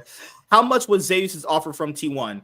It would not be appropriate for me to disclose the specific details of Zeus's offer from T1. What I can share is that we aim to give each of our players the top salary in a respective position. With this goal as our foundation, we negotiated with all the player agents, including Zeus's. Throughout the process, however, Zeus's agent did not provide us with a single counter proposal. I'm saying from anyone from Hanwha's side, Zeus's side came out and said anything? They've not at this point. They did come out and say we're going to make one last address. They said it a few hours ago. Okay, but I just think this is a very random thing for a team to claim, and I do believe because of everything that correlates with them trying to contact Keen and not being able to, it really makes it look a lot more scummy that they waited this. They did it almost identically to when Keen signed. Yeah, that's the problem that I'm having. Because maybe one were also interested in signing Keen. They literally came out and said, "We want you to answer us now because we're gonna sign Keen if you don't sign." We even said that too. What if they just swap top laners? Yeah, these guys? They said they were going. I mean, technically, they did. They swapped Doran for Zeus. I don't want to talk about. Good Lord, man. When he, the agent, visited our office on Friday, he openly stated that he had nothing to say, which struck us as unusual for someone whose role is to negotiate contracts. After signing the 3 players, we even submitted an additional proposal, despite knowing that the rule number 1 of negotiations is not to keep presenting offers without a response. Yet again, there was no counter proposal or clear communication from the agent. Nonetheless, in keeping with the aforementioned aim, we were willing to match any offer for Zeus if the agent had communicated his client's specific desires from the beginning. This process could have been much smoother. I would imagine this. Let's just say T1's right in this. I'll say that. The agent would have to be the villain in this because the agent probably thought, hey, if he signs with Hanwha, I get a bigger cut of that signing. Well, I think the reality is Zeus had to know at least some portion. Of course he does. Yeah. Zeus legitimately did not want to go back to T1. I think that's what came down to it. And he could just say that too. No, no, what I'm thinking. Well, no, the whole point of this is if he leaves it on the and again, this part is the speculation. This is where this is not cemented in reality. I'm going to make my speculations though. I think the reality is the agents know his value shoots down if he becomes the villain, so they're taking the brunt of all of this. So he continues to look like somebody who was unaware of all this while he got to do what he wanted. Yep. I think that's what happened, but I don't have anything to back up that up besides my speculation. Well, the thing is, I don't know. A lot of the fans are so stupid. They believe these guys are such saints and angels. They couldn't possibly do anything bad. Zeus, I mean, I do think Zeus. He looks like a couple noodle. Let's keep it real here. Okay, shut up. But I do want to say I think that Zeus is good with or without Faker. But he hasn't proven that. Faker was gone for a little bit of summer and looked for 3 weeks, and they all collapsed. Looked like dog water. That was the whole team, though. That was the whole team. He looked the best out of all of them. I'll say he still did look bad, though. I was not impressed with. I think the whole. You have your mid laner as Poopy, and you tell me if you can win with that guy. Stop calling him Poopy. He was playing like shit. That man had a full diaper. Watch him play against KT. Watch that Jace Nico game. That game made me lose faith in humanity. Watch that game. And just imagine that's the team that ended up winning Worlds. That's the craziest part. That motherfucker was playing like he had a full diaper in his ass. His diaper was full. Like, what? I was like, I could see why motherfuckers like. The thing is, maybe Zeus wanted to leave because there's. To be fair, let's be honest here. No offense to Hanwha, any Hanwha fans that might see this episode. There's just less pressure playing on Hanwha. No one kind of expects them to do actually anything. Somewhat. Now they got that championship. Now they have one trophy. Maybe people they have some more fans now. When BLG lost, Zeus said before I believe this. He said this when he was on SKT. He said, "I can't believe they lost to BLG." He said that. I think he genuinely believes in this roster, and I think he thinks the only piece was missing was Keen. But I mean, Keen's good, so it wasn't the top lane that was the problem. What's crazy is. If I wouldn't, because maybe if they didn't think Zeus was going to resign, and to be fair, Genji, as you know, doesn't have the bigger budget. If T1 went up and offered them, hey, I'll give you all this much money for Keen. If you were to swap Keen for Zeus, yeah, Zeus is better, but if you get Keen out of that, you're like, oh, okay, that's fine. You're like, okay, that's cool. Also, I've heard the mentality of T1 has imploded since this happened. Oh, no. It's okay, guys. Don't worry. They came out and said They came out and said that a lot of the players on T1 are mentally imploded right now because of this whole situation. I don't think so. I think just imagine someone you've been playing with. Faker, no, he's played with 1,000 different people. But like, just imagine the players that you played with for like 3 years that you've done so well with all these years, literally the longest running roster in the league. All of a sudden, the guy's like, I don't want to play with you guys anymore. I think the only one that might have is Carrier. Carrier's just an emotional weirdo. I think the more likely is Gumayushi. Gumayushi's been kind of hard when it comes to like staying with specific players, especially Faker. He's like, I'm not gonna sign without Faker. I'm gonna wait until Faker signs. I'm gonna. He was the one where Faker was like, bashing his head in because they were losing to Genji. He was the one that pulled him off to stop doing that. And he was like, I'm gonna sign the same exact contract. Think about it. He was the first one to hug him when he came back after playing with Poopy. He was the first one. He was hugging. I think Gumayushi. He was hugging me for dear life. He was like, "Thank God you're back." You sitting next to this shit ass player for goddamn 3 weeks. 3 weeks with this guy. Honestly, I think I'm jumping through a fucking window. This motherfucker damn near brought the team from being second to like 6. This nigga couldn't fuck 6. Yeah, that was their lowest ranking. This motherfucker since 2016. Crazy, right? And you know the fucking thing is, Poby's actually good when he's Poby, but when he's in the LCK, he's poopy. If you can't play, go gay. J Biddy 2024. But I also say that. But James, me and MSK also said this about a lot of players.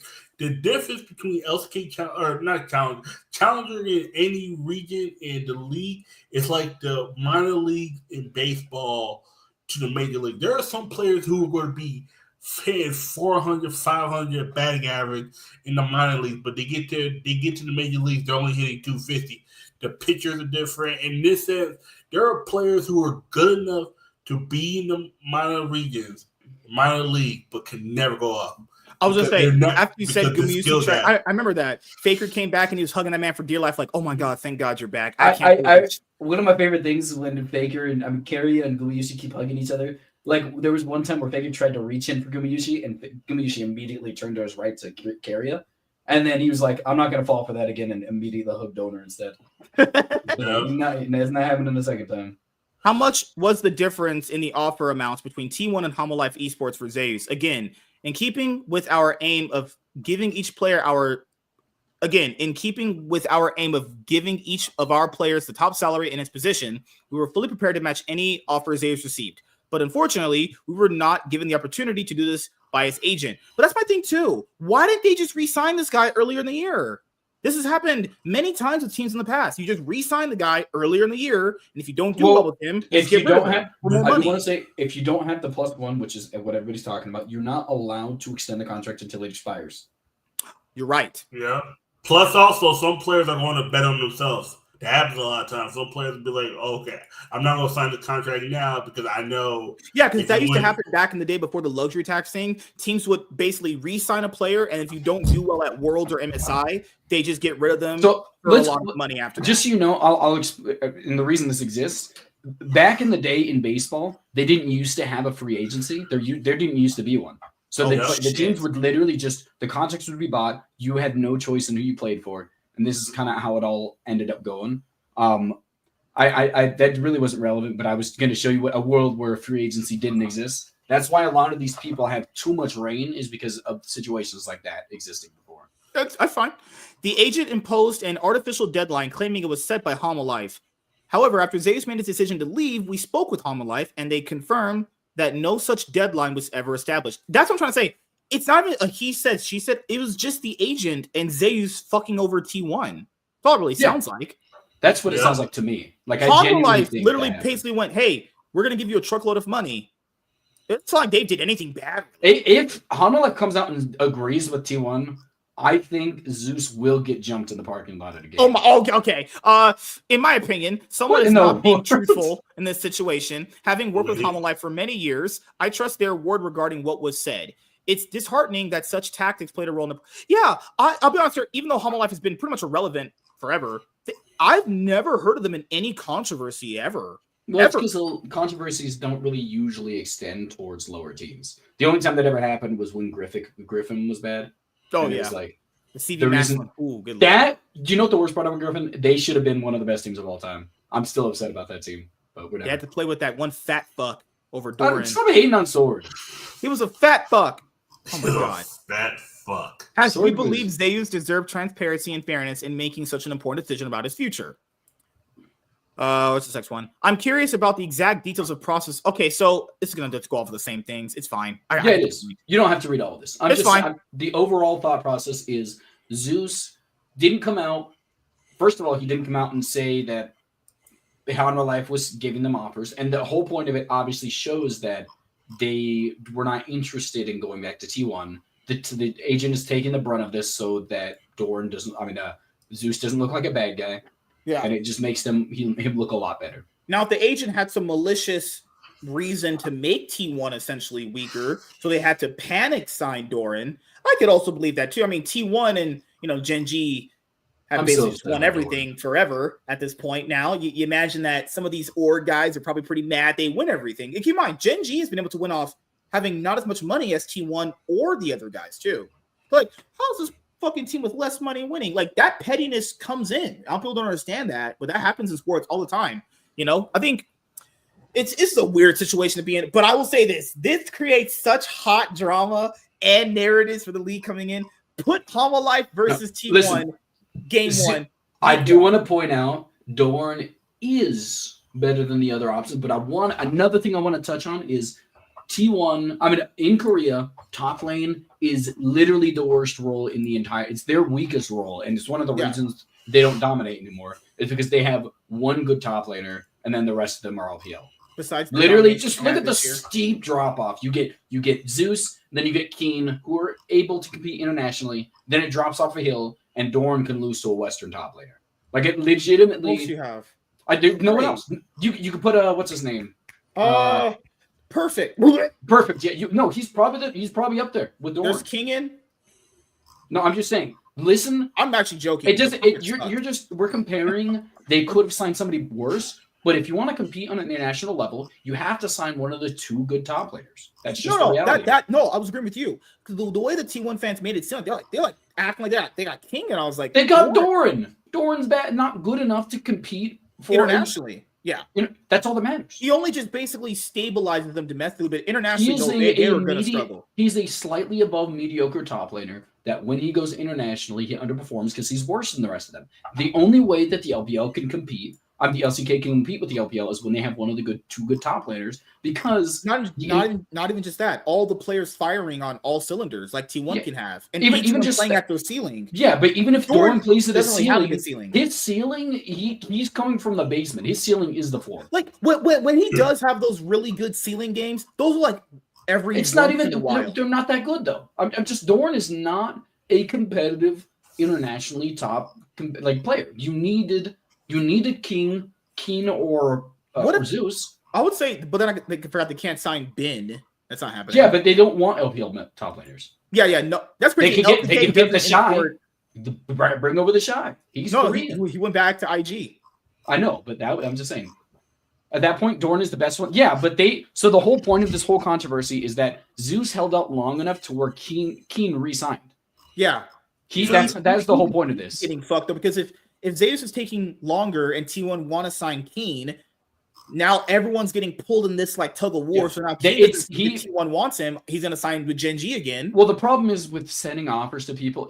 I agree. Dorn is the third best top laner, but the third best top laner in Korea is the 12th best top laner in China, and that's almost not an exaggeration.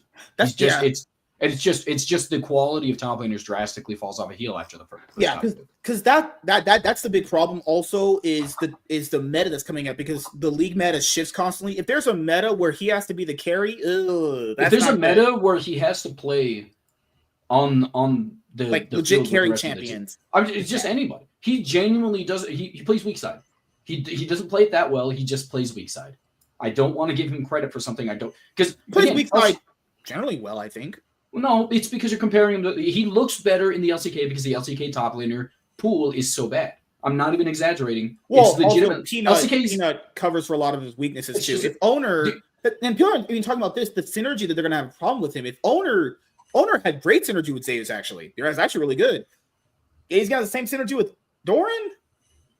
I have a problem with this because I think that if it was legitimately on purpose that they held out for Keen so that SKT could not have a better top laner, I think he's a scumbag for that. I think you're scared of a competitive team, and I think that's lame for competitive integrity. I think you suck for that. I mean, I don't know if that's the case. I'm not going to say it is the case. If Zeus doesn't want to be there, he can also sign with another team as well. Of course. There's not a problem with him leaving. I don't have a problem with him leaving. I think the whole situation. I got a problem with James. What's your problem with James? Y'all need to stop talking about weird stuff in the Discord, by the way, you freak. What the fuck are you talking about? They be talking about what Chaz is yours. I mean, you can have him, dude. I'll be a side piece. Oh my god. So can I see, you're part of the problem, James. But with what? You feed into the bullshit. It's funny as hell. That's why. No offense, dude. I'm on Discord all the time. I don't go in that Discord.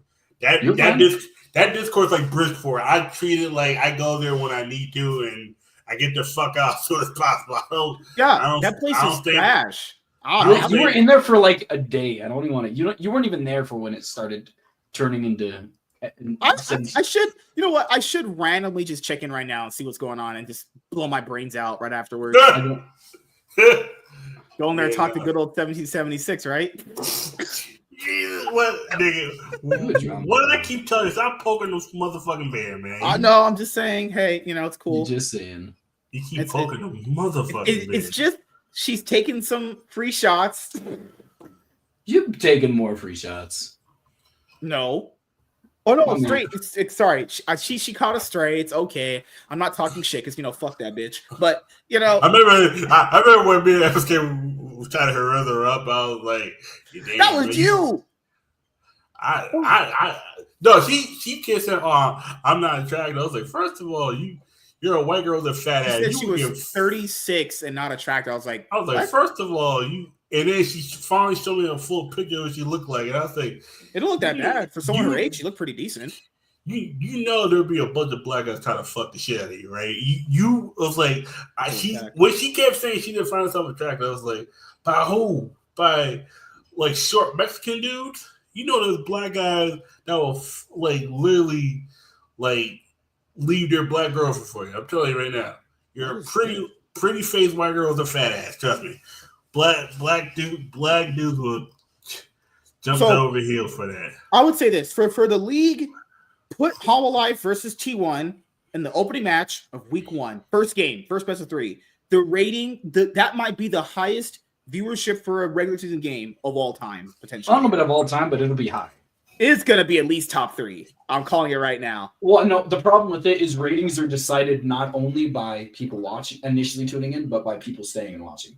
Oh no! If it doesn't turn into being a good series, which I think Dorm can make sure that happens, then it's you're acting like he's some. I literally hate Dorn. I think people overestimate Dorn because he doesn't look bad in Korea. Because Korea's top laners are so dog water. I'm just saying, Doran has won more titles than Zeus domestically. Just pointing out. It doesn't matter. He's not the reason that it's not even just that. He's actually outplayed Zeus in those specific final moments. I won't even deny that. I'm just saying, I think Zeus underperformed. Not a performance. That's only like one time. He gets those like really good performances. He doesn't get the really good. We can say really good. He doesn't look really good. His lane partner underperforms, and he looks better. So it's always Dana. Good Lord. Chaz, I'm going to deport your ass if you don't swing that thing. I'm from here, nigga. I'm black. I'm black and black. I am black as black as is, nigga. I am America, motherfucker. That's what we're going to deport my ass to South Carolina? That's what you're going to deport me to for me? Because for Hanwha Life, is Hanwha Life just the best team then with Zeus then? I do think they are. I genuinely think they're the best team. Who's better? Because you can't count Gen. I don't know how that new support's going to pan out for Gen G. Gen G, even if they played at the level they played this year, they can't compete with an upgrade like that. It's just a better team now. I don't know. We'll see. I mean, it all boils down to how good that new support is. Is really good. They'll probably about even. They're not even. That's a massive, massive upgrade. No, it is. Yeah. That team with Zeus, I'm saying unless that there's team, synergy. Canyon and Chovy core had a record of like 33-5. I'm happy for them. I think it's cool, but don't send them back to the motherland, you racist dude. But I'm saying I think the reality I'm is from here, bitch. he's send you back to Africa. First of all, not all black people were in Africa, motherfucker. Some were actually here. God, I hate you people. Don't pay attention to WZ. His destination is to troll. I know, man. He's on them drugs. He's been on drugs ever since I met him. When is he not on drugs? This man calls James J. Biddy. Yeah. I hate being called just. You know why WD calls James J. Biddy? Because he wants to take that. That's what WD wants. He wants you to give it to him. You ready, James, to give it to him? I don't know if I can speak to that one. Jesus Christ. All you got to do is just lick his ass from the back to the front. It's not that bad, man. What's wrong with you? Just close your eyes. Just close your eyes. Oh, just give me a moment. Just 1 sec. Holy crap. You guys are freaks, man. You need to. I be telling MSK just pretend Lennox Carla, and then Oh my god, I forgot this. Holy shit. Genji's record from their record in spring was like 35-3. That's what's in Pace too, and Pace was fine. So, if we're talking about just rosters by themselves, and we're not talking because at the end of the day, there could be synergy problems, there could be shot calling problems that could come up with Hanwha Life. I'm not going to say they're going to succeed, but on paper they're going to be at least the top 2 roster. Arguably, they're arguably the top 3 team Korea's ever seen.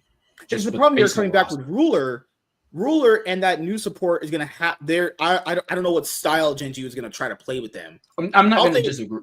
I'll say it's probably going to be. It's Hanwha Life, and then it's a toss-up between Genji and T1 or whatever. I don't even think it's a toss-up. I think Genji's just better now.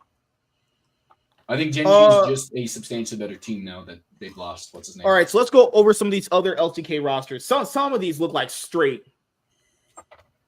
Certain. God, I'm so upset about this. God, that's because you suck off Faker. What's up? I'm upset with the T1 being a bad team. I will say this: if people think Faker is as good as he says, which we know he is, he can win with this. If he's this good, it's too much of a team-based game. You can see any player, no matter. I will say this: arguably, they still have the best bot lane in the world, right? They do. I agree. They have one of the best junglers still in the world. I think they'll. I don't know if they'll win. I don't know if they'll win. The problem with having a weak side top laner that isn't able to play anything but weak side is that you can take advantage of that. So just imagine if they had done what they did to Zeus, to Doran. Yeah. Doran literally would have been a caster menu by the end of the game. Yeah, everyone tried to put down Zeus in the lane swap meta. And they could. Zeus was bad at it initially, but he got better at it as the year went on. Doran couldn't handle any of that. He just got folded. No, I mean, I think Doran, I genuinely think, Doran's been, especially when he was replacing Sword, I thought Doran was actually pretty solid. Everybody knows who Doran is. He's like, not necessarily. If I don't know who a player is, I can't judge if he'll be good or not. Doran is lit, yeah. Doran is arguably one of the most known. I don't know if they were talking about Doran, but no, I'm saying for the new Gen G support. I don't know the new Gen G support, so I can't say will he. Yeah. I mean, it's just you can't speak to it. There's a few things like I can't speak to what's his name, the EU ADC that came online. I've seen a little bit of his play, but again, obviously, translating that into the stage is going to be somewhat different. Good night, y'all. Got to go for a run. James, you know what to do to Chaz. I don't know what you want me to do to Chaz. No, I don't. I don't know what to do. Oh, and another thing for Gen G's roster is that they re-signed Chovy and Ruler to 3-year contracts, actually. Okay. Because, and that's another thing too, is and they got rid of Mata. I even said Mata was a big problem for Gen G. I didn't like the way he was drafting. I didn't like the way he had the team play. Essentially, were they successful? Well, in the first half of the year, I guess they were successful. Why are we blaming? I mean, I think that Gen G's one of the biggest things that they succeeded with all year is that they genuinely had a better idea about the game than they did through most of their, and that was why they were more successful this year overall. Besides, Coach Song joined Genji. Coach Song is good, so that's probably. Let's go through some of the rosters. Okay, so this is D plus Kia's roster. You have Zaiwu, Lucid, Shoemaker, Aiming, and Barrel. And they have Bangi. Why would they ever sign this guy? This fucking piece of shit. T1, when Faker left because of his wrist injury for like 3 weeks, this man crumbled. I can't do it anymore, guys. I have to leave. The pressure's too much. Faker came back and they won Worlds. This fucking chicken shit fucking scared. Oh my God, I hate people like this. What a bitch. He left him at the most vulnerable time. And he's allowed to just come back and be a coach. What's going to happen here if they start playing bad? He's going to I think again. he had to take the brunt of the responsibility for them sucking. I think that's why. I think they might have been thinking about letting him go, but I'm not 100% sure on that. Thank God for Poopy. Genji, they have the same roster except Duro. Was he their academy support? I don't know. I forgot. I don't know. That kid generally don't know. KT's roster. Maybe they're a second place. No, I'm not going that far. I don't even think KT. People like to exaggerate how bad KT is, but I genuinely think. I don't know who the top laners. You have Cuz, who's coming back because he was on Kwangdu. He was the only reason why Kwangdu was any good. Maybe they could get Keenan. Is he on the team yet? They have Cuz, BDD, Duck Dom is bad. And they have Wei. That was their academy support. They wanted to promote their academy support. Kwangdong is Doodoo, PO Shit, Bulldog, Berserker, and Life. Berserker's big, and I think he's. What's crazy is that he beat up on the kiddies here in the LCS, and none of the top LCK teams won. And they're like, "No, you got to prove yourself again in front of us." I think he's. I don't even see how people, just because the competitive opponents that you have are bad, doesn't mean you're bad. He also didn't play that good either. He didn't. He played overall. I mean, for most of what I've seen of him, he's played extremely well. I think he would be a good pickup, especially. But you know what they're doing? They're using it the last year recency bias to go, will you play? Well, no, my problem with ADCs are very much vulnerable to how bad your team are because obviously they're dependent on you. You can't be a good ADC if you don't have a good support. If you don't have and Vulcan was bad. Yeah. Okay. My real question is, if you're Hanwha, besides Zeus and Viper, who do you bring? You bring Zeka back. You bring the light back. Do you bring back Peanut? Of course. Oh, I forgot this. Okay. I was saying Hanwha will be the best team because I was going off the fact they might have the same roster. I don't know if they will. I know Viper's back. We know Zeus is there. Who's their team then? Does Peanut stay? Does Zeka stay? What's up? I mean, how many of these? I thought all these players. The only one that's not signed. I do want to point out, Peanut. I know it doesn't say that. Peanut is signed until next year. Yeah.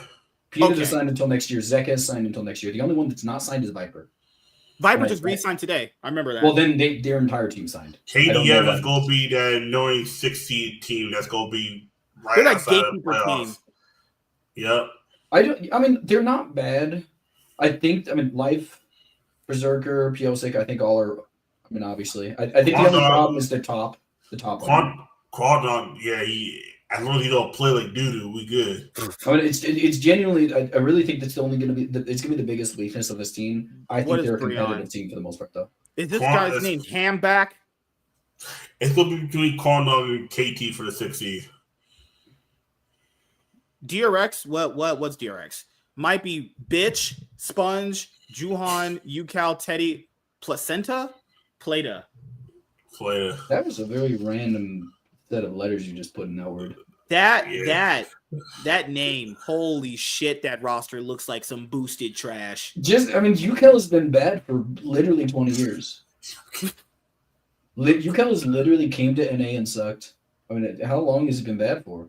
No, UCal left 2018 after he lost at Worlds to IG, and he's been in the LPL for 8 years. That roster sounds like it absolutely sucks. No, you're right. That roster looks like absolute shit. Burn that. He's been around forever though, dude. I keep forgetting that he's on the team. He was on Ultra Prime, right? What's up?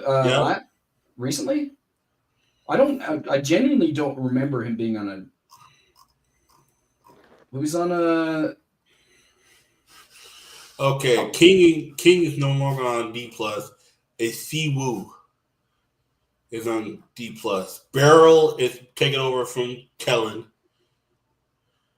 He's going back to D+. Like 2020, 4 years. Beryl, he's back on D+. I just want to imagine a world where Beryl comes back on the form because I think he's one of the best supports of all time. He's one of the best minds for the game. But I mean, obviously, I also thought about Mata when he was going downhill. I was like, he's got to come back online. He never did, so it's definitely possible. Oh no, it's not gonna happen. It's a fever dream. Barrel's done for being able to. Okay, my question is for D+. Do you bring back Showmaker, Lucer, or Amy? Like, if you have to pick, so you have to prioritize. In my opinion, you go for Showmaker first. He's central key to this. Then you go for Amy. Okay, that would be my priorities. That's how I would do it. Okay. But I thought they were re-signed already. The only team that has a full 5 slate of players is Genji, T1, and Kwangdong. Surprisingly, they have a full slate. KTS 4 out of 5. Kellen is on Fear X now. Damn. Wait, is he? Yeah. Kellen's on Fear X. Yeah. Okay. That's what I'm saying. That's what I was saying earlier. All the players again spread all over. They're taking these bad players that were just literally not good, and they're putting them on bad teams because I don't think there's a sufficient pipeline for the LCK like there used to be. Most of these players coming up have not had any hype, nothing. It's just, I mean, just think about this. First of all, why did anybody grab UCal? Still doesn't make sense to me. I mean, UCal's just lavish in the LPL doing nothing. He wasn't good when he was here. He was only good because he had mega veterans around him. No, UCal was good for a very short amount of time. Yeah, because Pawn had his injuries, and then people were like, "Oh my god, he's such a." Well, UCal was 19. I will say UCal was good the first 2 years of career. Back in 2017, 2018, I think UCal was good. Then obviously he fell off a cliff, and I think that picking him up this late, I mean, he's been playing for almost a decade now. Yeah. Oh, Chad, bring up the LCK rosters on CP Sports then. Okay, my internet's going a little bad. I'm confused as to why that thing says this when they're not signed when they literally have contracts extending into next year. Oh, maybe they're trying to. You're right, huh? They're probably renegotiating, and then when we look at renegotiating, you don't renegotiate when the contracts are still in place, though. That's the You can't depend on what the contract is. If it's a 1+1, sometimes you have a 2+ year contract, but you can negotiate each year. But I don't know how it works on Korea, but apparently in some contracts, if you reach a certain year of them, players start getting absurd amounts of bonuses. So you have trying to negotiate. The whole point of this, you don't get to renegotiate unless there's player options or team options. Team options mean the team can choose whether or not to pick the player back up the next year. Player options are the exact opposite the player gets to. I don't think a lot of these people have these options. Obviously, they're 1+1s. That's what you're talking about. But to put it in the context of what it actually is, I don't think a lot of these players have these contracts. So I don't understand. That's the thing is if Hanwha Life doesn't have their same roster, plus because most people are going with the idea it's going to be basically plus also, 4 guys plus Zeus. You can be signed for 3 years, but they can fire you after a year. We seen teams do this. Absolutely. Like that happens all the time. That's me. Yeah, but you still the reason teams don't do that anymore is because their salaries still count against your salary cap. Yeah, they bench you now. So they'll basically instead of firing you or terminating it earlier in the year, they'll just bench you and just pay you money. Guess what? Some teams will do that. They'll get someone lower value. If they feel like they're not great for a team, they'll pay you out and then just bench you. That looks like it sucks ass. Well, the problem is paying them out still counts against your salary cap. There's nothing you can do to get around that. Yeah. Oh, no, that's not the problem. Both teams are willing to take that hit if they can find someone cheaper. Like the reason why they're signing the players not a longer contracts is because of that luxury tax. Because they would only sign these guys to like a 2-year contract max and then move on. The luxury tax only comes into play if you're paying them a ton in that first year. Yeah. I mean, look at What stupid Shohei Ohtani? Shohei Ohtani's got a 40-year contract and he's getting paid like $1,000 in the first 20 years. It's crazy.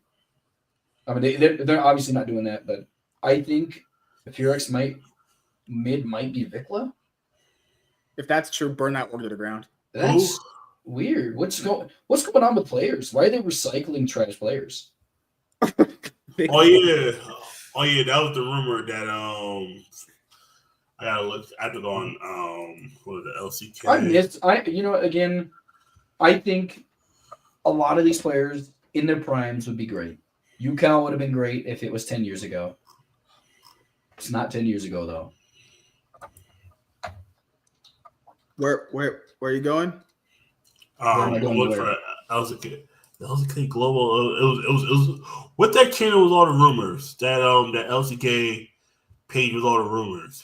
Oh shit! Yeah, I forgot because one of them had it as Vikla going to one of these teams. I'm like Vikla. It's the JH Yo-Yo Hoon John Long Yong one. I don't know. The rapping is way too hard on some of these teams, man. Yeah. Nongshim might actually get key. I think it's either Nongshim or DRX. Wait, or Fear. Oh yeah, closes on Brian now. The FearX. I don't know if Keen Zyru. Where the fuck is Pays at? It's real low. That's crazy. I thought he played pretty. Pays is on Gen G. No, they have Ruler. Oh my god, they actually signed him. Yeah, he's still on the team though. Is what I'm saying. Yeah, if Pays doesn't get a team, that's crazy. He can't leave unless they get rid of him. Hey, right? Huh? They still own his contract. That means he might be the sixth player. That's dirty because they'd rather just keep him under contract and sell him. Because to be fair, I know people go like, "Is Ruler better?" Well, if you look at their last year between each other, yeah, on paper you probably take Ruler, but I don't think Pays played that bad actually. I think he played just fine. Pays is definitely one of the better ADCs in Korea right now. Pays' best team would be D plus Kia if he decides to leave. But they're gonna probably keep aiming. Well, no, D plus Kia has aiming though. If they keep him, have they re-signed him? Have they? If they decide not to buy him out. Let me see. I don't think they would buy out aiming though. Aiming's good. Yeah, aiming is fine to keep. Unless they literally, I mean, it doesn't save you any money either.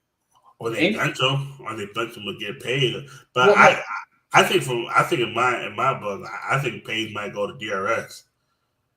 That might be DRX has DRX has Teddy.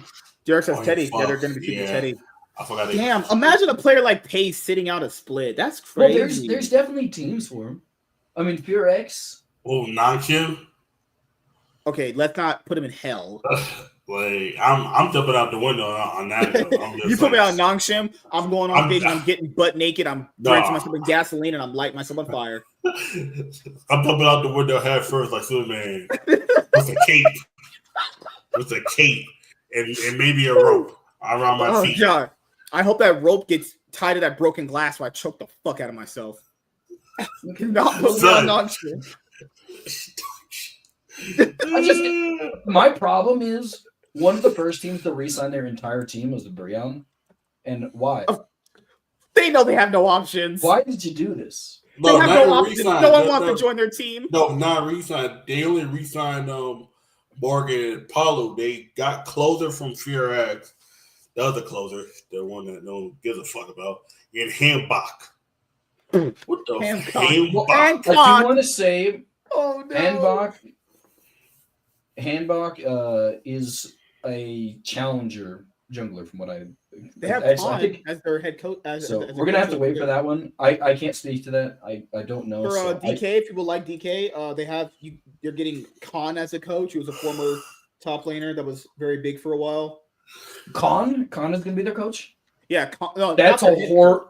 No, Khan. Yeah, he's gonna be their assistant coach. That's a terror. Khan literally didn't have a brain. That's an incredible. He had the best mechanics, but he had no brain. That was so sad. Khan at one period of time. one of the teams from the LPL left. Oh, rare ass. Ray Adam. Okay, that's how I was like, where's like one of the teams left? Okay. I really think that Korea's pool of players is looking so much worse this year. They don't have a pipeline anymore. The pipeline of players from the LCK challenges is not as good as it was. A pipeline makes it sound like they're coming from a stupid water line. I don't know. Oh my god, you know what I'm saying? Jesus Christ. Mowgli. I'm looking at these coaches. I'm looking at these. I think that's my favorite part. Oh, this thing is, there's another problem with Doran going to T1. If they are bad, he gets all the blame. Oh yeah, easily. He is the number. He will be the scapegoat. He's the motherfucking scapegoat. If they win, if Faker wins with Doran's value shoots through the roof. Just saying. No, I don't think so. No, he is. You're talking about if they win Worlds? His value based off just the recency of the tournament, whatever international they win, even if they win both all of them this year, it'll boost Doran's value. Well, I do want to point out teams go to roll in TGs. Teams took Acorn after they won Worlds, and Acorn was actual dog water.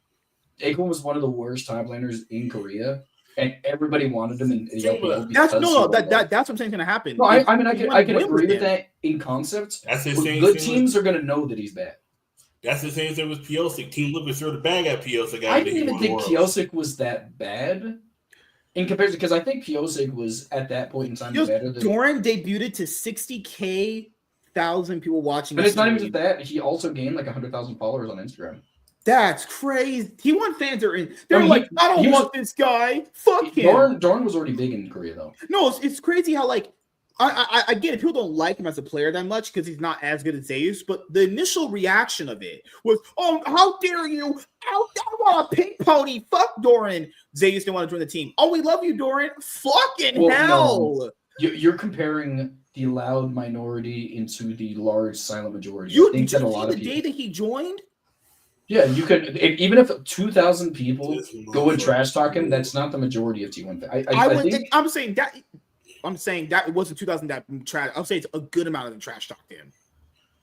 He's a complete downgrade. He is a complete downgrade. Some niggas go feel mad old playing next to Siwoo. This nigga Siwoo was born in 2007. What? Yeah, Siwoo was born in 2007. Why are they giving him a chance now? This motherfucker came out the same year Ratatouille was out in theater. Don't say those words to me. Apple iPhone 1, nigga. I do want to point out the way that birthdays work in Korea. You go up in age the day of, like, if I was born in like in any year. He's still 16 for 2 more days. Yeah, but I'm no. You don't understand. The birthdays happen in Korea by the first day of the year, so he's already 17 in Korea. You understand? So like January 1st. You turn a year older. That's me. If R. Kelly went to South Korea, then he would have been all right then. That's what you're saying? I have no idea. I mean, it's still Jay morally wrong. But I'm just saying. You need to go out there and be like, oh, you're technically 18? You were technically 18 in Korea. So, hey, guys, we got a legend. Before we go back to T1, there's a legendary show match coming up on the 14th to the 15th. So it's our only league for the rest of the year. Dyrus, Insect, Perks. Oh my goodness. Perks finally playing some actual League of Legends. I don't even want to hear Dyrus hasn't played League in like 50 years. Dyrus retired in season 5. Insect hasn't played League since like season 4. Was that like 2016? No, it's 15. 2015. Season 5 is 2015. Oh shit! Insect hasn't played since season 4 after Insect Royal lost literally Samsung. got something named after him in season 2. He peaked in season 4, and I ain't seen that guy peaked since. in season 2. He was watched in season 4. That's Bang left the SKT, went to 100 Thieves, and well, people know that story. Mad Life. At one point, was one of the best supports in the world. Yeah, I mean these are all very old. I mean, but this is just a show match. Is even retired? He says he's coming back if he gets the right offer or the right team. You got 4 retired people and 1 guy who still wants to play. No, it's not a competitive team. This is just a show match. I get that, but like Perks didn't even play at the same time as these people besides Bang, really. Wait a second. Faker won back-to-back Esports Players of the Year. I just realized that. I don't know why he got it last year. he's gonna get it every year. It's just how it works, man. That's how those awards thing. That's why I don't care about like esports awards or most any awards. Like all. I'm about to say I don't give a fuck about awards. Yeah, like with the All Pro vote. Let's say if T1 is first place over Gen G, T1's gonna get it because they're in first place. That's how it works. Fucking hell. Perks looks so out of place. Perks does look out of place in the line. That's what I was saying. Like, all these people's primes besides Perks was in season 3 and season 2. Dyrus literally in a show match will probably go 0-20. Dyrus is not the worst one on that roster, most likely. It might be Madeline. Oh, Insect is probably going to start. Insect is pretty bad too, though. I hope whoever they're. I want to see who they're going to face because it's a show match. Because remember last year we had that Red Bull gaming tournament where they made T1 play 8 hours of best of ones against ERL teams. What the fuck was that? And they booed T1 there. That was the craziest part. They booed them the entire time too. Like, what in the world? Oh, it's France because the Frenchies are weird. I literally can't stand French people. That's my racist. They're dirty. Their teeth stink. Their fucking women's coochie smell. Fucking hell. How would you know that? French women don't stink. They're just hairy. But hair, Chaz, help me, please. Don't do this to me. I'm just saying. Remember, I'm just gonna point out on a carpet when you get a smell on it, it usually sticks in there. So. All right, jeez. Okay. Jesus Christ. Don't act like I went the farthest. I'm just saying. So is Laurel's coochie smell worse than Shock's? See, look at this. Look at this. Carl, but Laurel look like she don't got no hair down there. Oh yeah, man. Imagine how. Good lord. Huh. Shock look like she only takes up the butt. Why does she look? I don't even understand that one. No, there's that's probably Emily. Emily looks like she only wants missionary. Those are Emily bitch to have sex with. Emily looks like she'll suck the soul out of you. Sounds good. When can we start? What do I look like, Jess? A white motherfucker named James. What the fuck? What do I look like to you, though? A white motherfucker named James. Oh, by the way, where's my motherfucking monitor at, nigga? Oh, I'm gonna tell the sister to send it tomorrow. You said that last week, nigga. I'm gonna choke the shit out of you. I need you. Okay, I'm gonna choke you, Chaz, they sell those for like $5 at Walmart. You need to get the cord to turn it on, and I'll have her send it out tomorrow. Would I be just better getting my own monitor? Just tell me right now. No. Be honest with me. No, he saw it. It's downstairs. I put it downstairs. Oh, I thought you just wanted the cord. James, would I be better getting my own monitor? It depends. So you're getting a whole monitor, not just a cord. No, this thing. I'm giving the monitor. All you have to do is just get the power cord to turn it on, and that's it. Would I be better getting my own monitor? Depends on what you're trying to use it for, because obviously, monitor. Okay.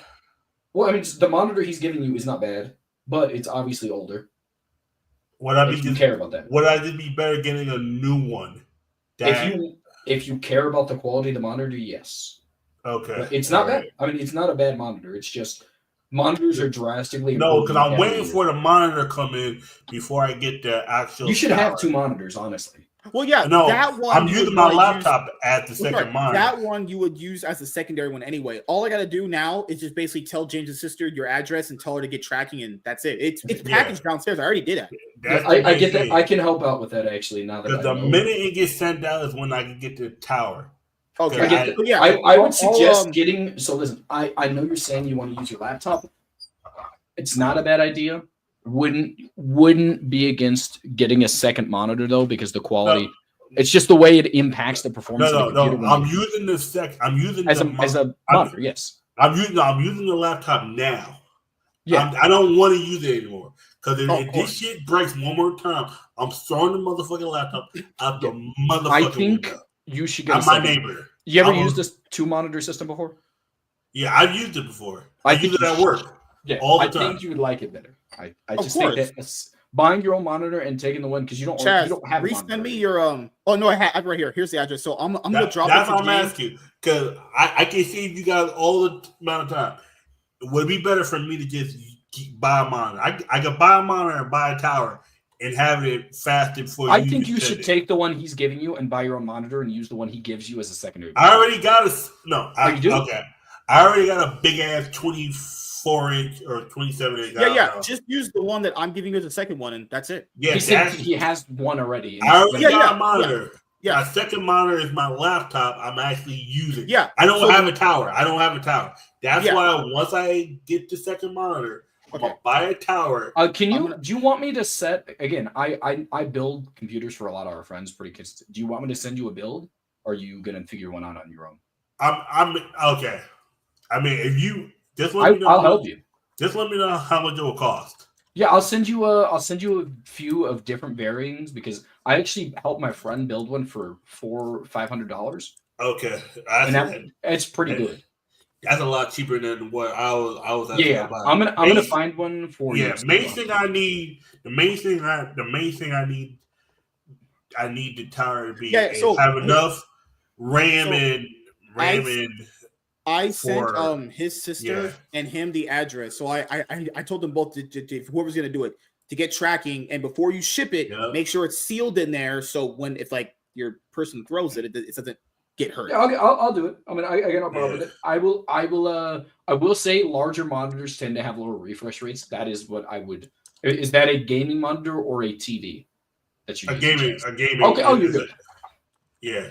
Okay. I was just making sure on that one. So here, no, my old monitor was a TV. That one it broke. It got messed up during move, and then I literally just threw it right off the floor. Are you comfortable piece by piece putting it together, or you want it pre-built? Pre-built, because I know I'll never have enough time to. It will take me weeks to do something that might take me a few hours because I'll be too tired the minute I get home. You're good. I wanted to make sure. Okay, so I messaged him and his sister to get tracking and make sure that thing is sealed good in there. I've sent mail before. I'm good. Okay, so yeah, I told you it was already done. I just had to get one of them to send it. That was it. I think you should say that if you already have a monitor and he's offering to send you one, I think because obviously it is an older monitor, but it's better to save money for the desktop itself. I think that's a better idea for you because at the end of the day, doesn't matter how good your monitor is, the quality of what you show on the monitor is going to be defined by the quality of your tower. Yeah. No matter how good your monitor is. So I think getting you that, I'll try and set you up with a few. And you would have two monitors anyway, the one I'm giving you and the one you already have. So you're good on that. So that's fine on that. So I'll try and help you out with the desktop. Give me a general idea. I'm assuming like. Why are you helping a black man? Did I say? I've helped you out a few times. Okay, pretty much. I need something that's for moderate video editing, like something where it won't be like massive video editing. It's just me probably just clipping videos together. Okay. I'll send you one right now. So I found one on a site that I usually go onto. I don't know if you know this site. Yeah, I'll send it to you right now. The three main things I do on my computer is video editing, play League, and play Pokemon. I don't do nothing else. I literally. You see the one? I sent it in private chat. Okay. Oh, okay. So tomorrow, when you do it, can you send Tiny's too? So Tiny's doesn't need tracking. I'm just gonna send you her address. Okay. That's it. Okay, that's fine. And then send her a picture of my fat. Don't do that. Don't do that. We'll send her yours then. Well, wait, you have nothing. Honestly, I think I'm not gonna lie, MSK. You might want this too. This is a MSK. I called you MSK this time. Wait. Okay, this was close to what I was going. Okay. Yeah. Show me the other one. I'll tell you which one's better. This was really okay. I have to go back. This one looks great. I do need this. I can tell you the quality based on looking at it because I understand what the parts are. Because I'm to be honest here. If I did a PayPal paying for $176 every 2 weeks, holy shit! That's I actually could do that. See, because the amount I was gonna pay was about $600. Yeah, but this is a $1,200 computer that's currently less than $700 right now. Okay, yeah, because I was looking at this at Best Buy. Best Buy was costing like $1,000. I was like, wow. Oh no, yeah, nah, man. They don't have PayPal paying for. They have Zip and Affirm. If you basically pay $64 for 12 months, you have it anyway. Okay. I could That's if depending you on qualify. If you qualify for a firm, it's $64 a month. That's so easy. I could do the zip for payments of $176. $176 every 2 weeks you get paid. That's a lot of money. I'll say you can't do it. You can also do monthly payments on the site. No, you gotta realize I'm getting so much goddamn overtime. It's stupid. I think plus I'm selling Yu-Gi-Oh cards left and right now, mother. Cause I'm regretting putting the video. I might just be. I'm completely done with competitive. I'm not playing. Until February, the only decks I'm playing are Floowandereeze and Scareclaw. So when you get that new computer, what are you going to start playing? What's the whole reason for it? No, because I video editing. I get it. Video editing. No, I literally can't use my laptop anymore.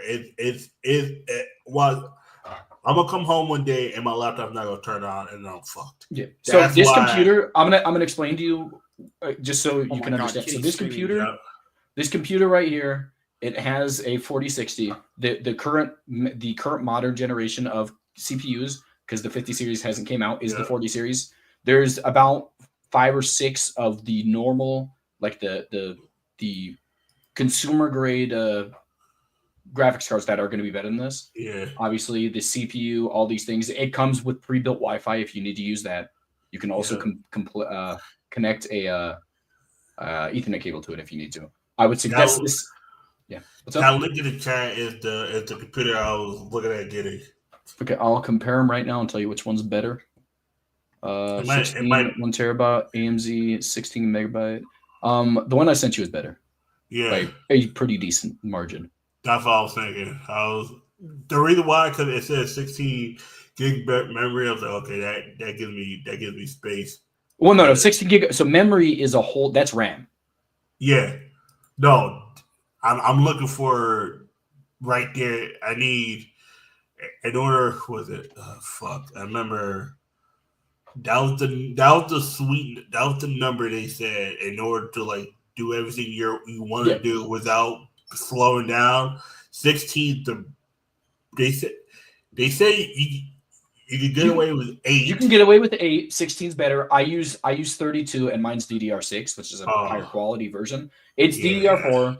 You can get away with 6, and also these come with 4 separate things, so you can literally spend like $50 and add more RAM to it. Very simple to do. All you have to do is put it into a very open slot. It's very obvious. So, yeah, I would suggest this would be a good idea for you. I would suggest this also for you, MSK. I think you need to upgrade your computer. Don't say who's that. You were muted, but I knew you said it. I didn't. No, I was saying. Hello. Did you say who's that? No, you didn't say. Okay. No. Oh, wait a second. For $100 more, I could go up to 32. Okay. So 32 is again. You're probably not going to need 32, but you can have it. No, I said when you do send it out, let no Chaz the tracking. So he said he has to track it so it doesn't get stolen. I need to track it because I need to. Okay, yeah, that too.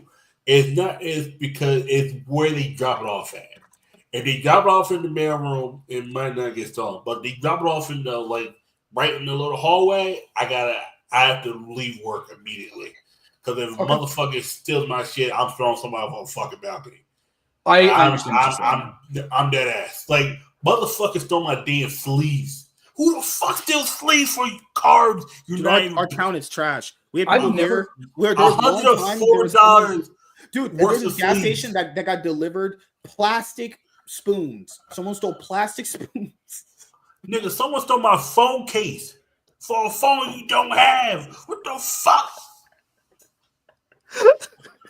Why do you steal a phone case to a phone you don't have? That's pretty funny though. That's stealing for the game. Who the fuck steals spoons? No, I'm just saying they're stealing for the love of the game. They don't even care about stealing. Nigga stealing Yu-Gi-Oh sleeves, nigga. I know you don't play Yu-Gi-Oh. There's only 5 people in this fucking building that play Yu-Gi-Oh. I'm the oldest motherfucker. I'm the one teaching these kids how to play Yu-Gi-Oh, and then eventually became Pokemon because realized kids couldn't read a goddamn paragraph, but kids can read, draws 3 cards. Because, that's easier for a kid to read than it's like, I'm the greatest Pokemon player on the planet, by the way. No, you're not. That's Torreklov. Beat Torreklov, then you. That's just because he hasn't played me. He's not me. Okay. Anybody that he's beat, they're just not me. That's all. I'm undefeated so far against him. This nigga's the white raw ball. I'm undefeated. I'll beat Michael Jordan in 1v1 I'm just saying, Michael Jordan's better than me. You remember when this LeVar Ball said I'll beat Michael Jordan 1v1? Yeah, I don't think I like anybody as much as LeVar Ball. I love Ball.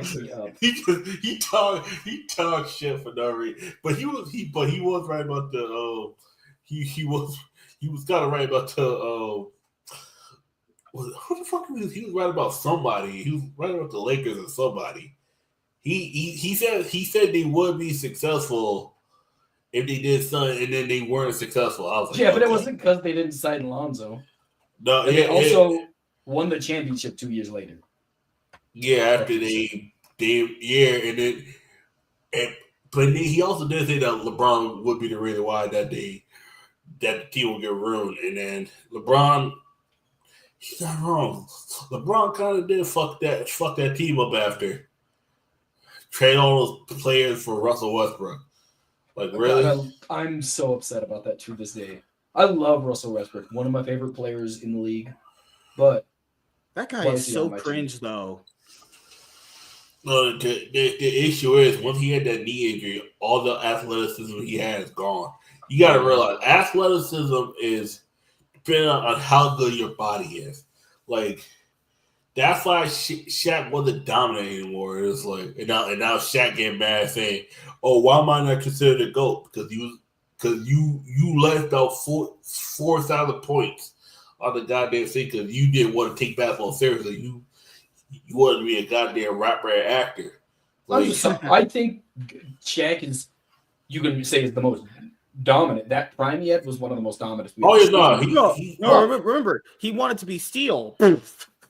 He's not. He's definitely. He wanted to be Kazam, the genie. Think about it. Think about this. Shaq had one of the best primes of all time, like what James was saying. Shaq was in movies.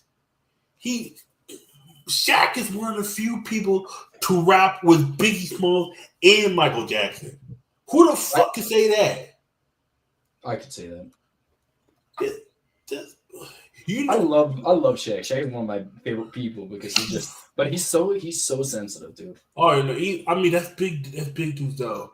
Like, yeah, I guess that's big dude. That's big dudes though. It's like that's the only thing. It's like you can't be trying to poke a motherfucker. It's like that's why that whole thing with him. Kobe was kind of like that shit blew up. It was like Kobe was trying to keep him accountable. No one ever kept Shaq accountable. He was always the best motherfucking player on the team. You could keep a black guy accountable. They can't even keep their dads, dude. Fuck, man. I mean, Shaq had his dad. The issue with Shaq was Shaq got too much. Shaq came out of college famous. He was in the movie Blue Chips, and then he was doing Hollywood while he was doing Orlando. And then once he got to LA, it was a wrap. Yeah, but he wasn't. I do want to point out he didn't have his biological dad. That counts. Yeah, it was his military stepdad. Yep. Yeah. It was like, and that's the whole crazy part. It's we're gonna wrap it up here in a little bit. Yep. LPL's English broadcast is canceled. I'm sad about that. I'm sad about it too because I thought it was okay. I misread it the first time. I thought it was they was going back to do the Zoom casting thing where it was going to be, but I didn't realize they canceled the whole thing. I was like, oh, they killed the entire thing. They made all those people right now unemployed. So what happens to those casters then? Is Riot going to allow them to be on? Well, it's crazy. Brazil, that's not going to have they haven't announced it yet, so I'll preference that. Is that going to have an English broadcast? Are they going to bring those guys over to the LCS? Or are they all just fired? They all just have no opportunities to cast anymore. So what's the point of casting in League? The Riot just has their perennial favorites because Kobe, Zale, Captain Flowers, Shocks, all of them just get privileged to just be here forever, and no one else gets any time at all. Yeah, Raz sucks complete ass. He's motherfucking trash. Motherfucking can't even coach. He gets smoked by Emily Red. Like, Raz is legit trash. I would take like Nightmare. Nightmare is way better than Raz. Please give me that white man. God, Trouble Inc. has a fat booty. Let her sit on my face. That's what is wrong with you? I mean, Trouble Inc. is not bad looking. Like, I'm always saying, if you want a one night stand, you go for Trouble Inc. or Laura. If you want a wife, you go for Emily. That's a lot of ass that girl. That's a lot of ass that girl got. Holy shit! You never go for the dumb chick for the wife. You go for the smart chick, the one that's not the best looking, but it's gonna be like, I got you. What is Travis Gaffer gonna do? Is his life just over if the LCS is gone? Hey, maybe, man. He keeps talking about, I'm not gonna do the anything with Saudi Arabia. All right, cool. Guess what? They're gonna do the war shows. You're not gonna talk about the war shows because that's what Saudi Arabia owns. Yeah, that's what Riot wants to do. Riot wants to basically make things as cheap and lucrative as possible so Saudi Arabia can come in and buy most of that company up. Let's be honest here. Yeah. Well, if Saudi Arabia doesn't see profit in it, they're not going to buy it. They don't care, man. They just want to have a monopoly. They don't care. No, they started leaning back on soccer recently because they obviously. Oh yeah. They I don't know, man. It's one of those things of like, man, I hate the way Riot's treated everything. They failed franchising. They failed the English broadcast. They failed to make the game bigger. Well, then now we want to have the game stable. Why wasn't that not a priority ever? If the league was never going to have infinite growth, that's not how things work. Yeah. Like, people that run the company are just stupid. Straight up idiots, man. The reason why league sucks is because Riot makes it such a terrible fucking company. But you know what? They made Arcane because reasons. Hey guys, we just burned the whole region down. Here's Arcane in your face.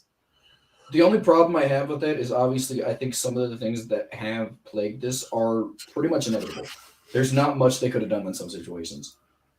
So I'm not going to hold it against them, but I get your frustration. I'm not going to say it doesn't exist. Like the fact that they wait this long to do anything, they fucking hell. They knew orgs in the league were just bumfucks like IMT. They get to stay here forever. They do nothing. They get out anyway. They allow one more thing to bring up because you want to talk to LTA. They allow 100 Thieves to be here for free. If you're giving away spots for free, then everyone should get one for free. Why did they bring back TSM then? Well, it's because at the end of the day, 100 Thieves draws in some level of revenue. No, that's true. But if we're giving away the spots for free, then why not bring in more teams then? If they're for free, bring them all back. Let's bring back TSM. Let's get FaZe Clan.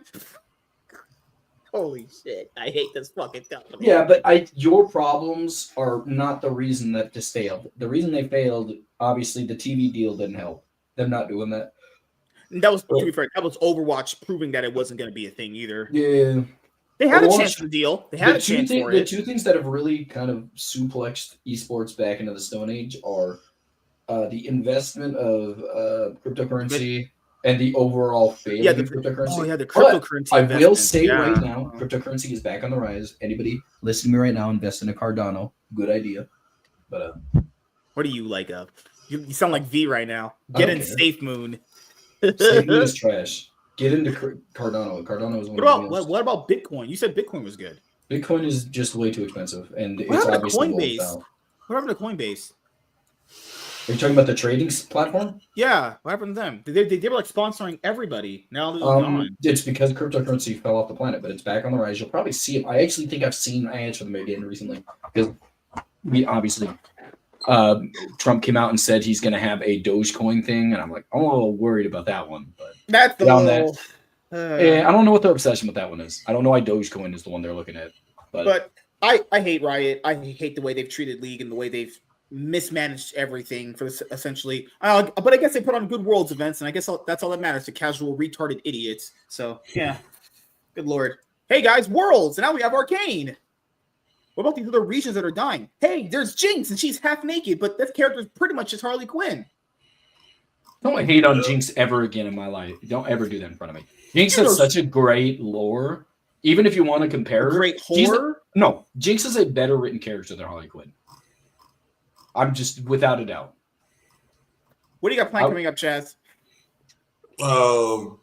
Just me going over the deck profiles of two decks I've played recently, and while I'll be taking an indefinite.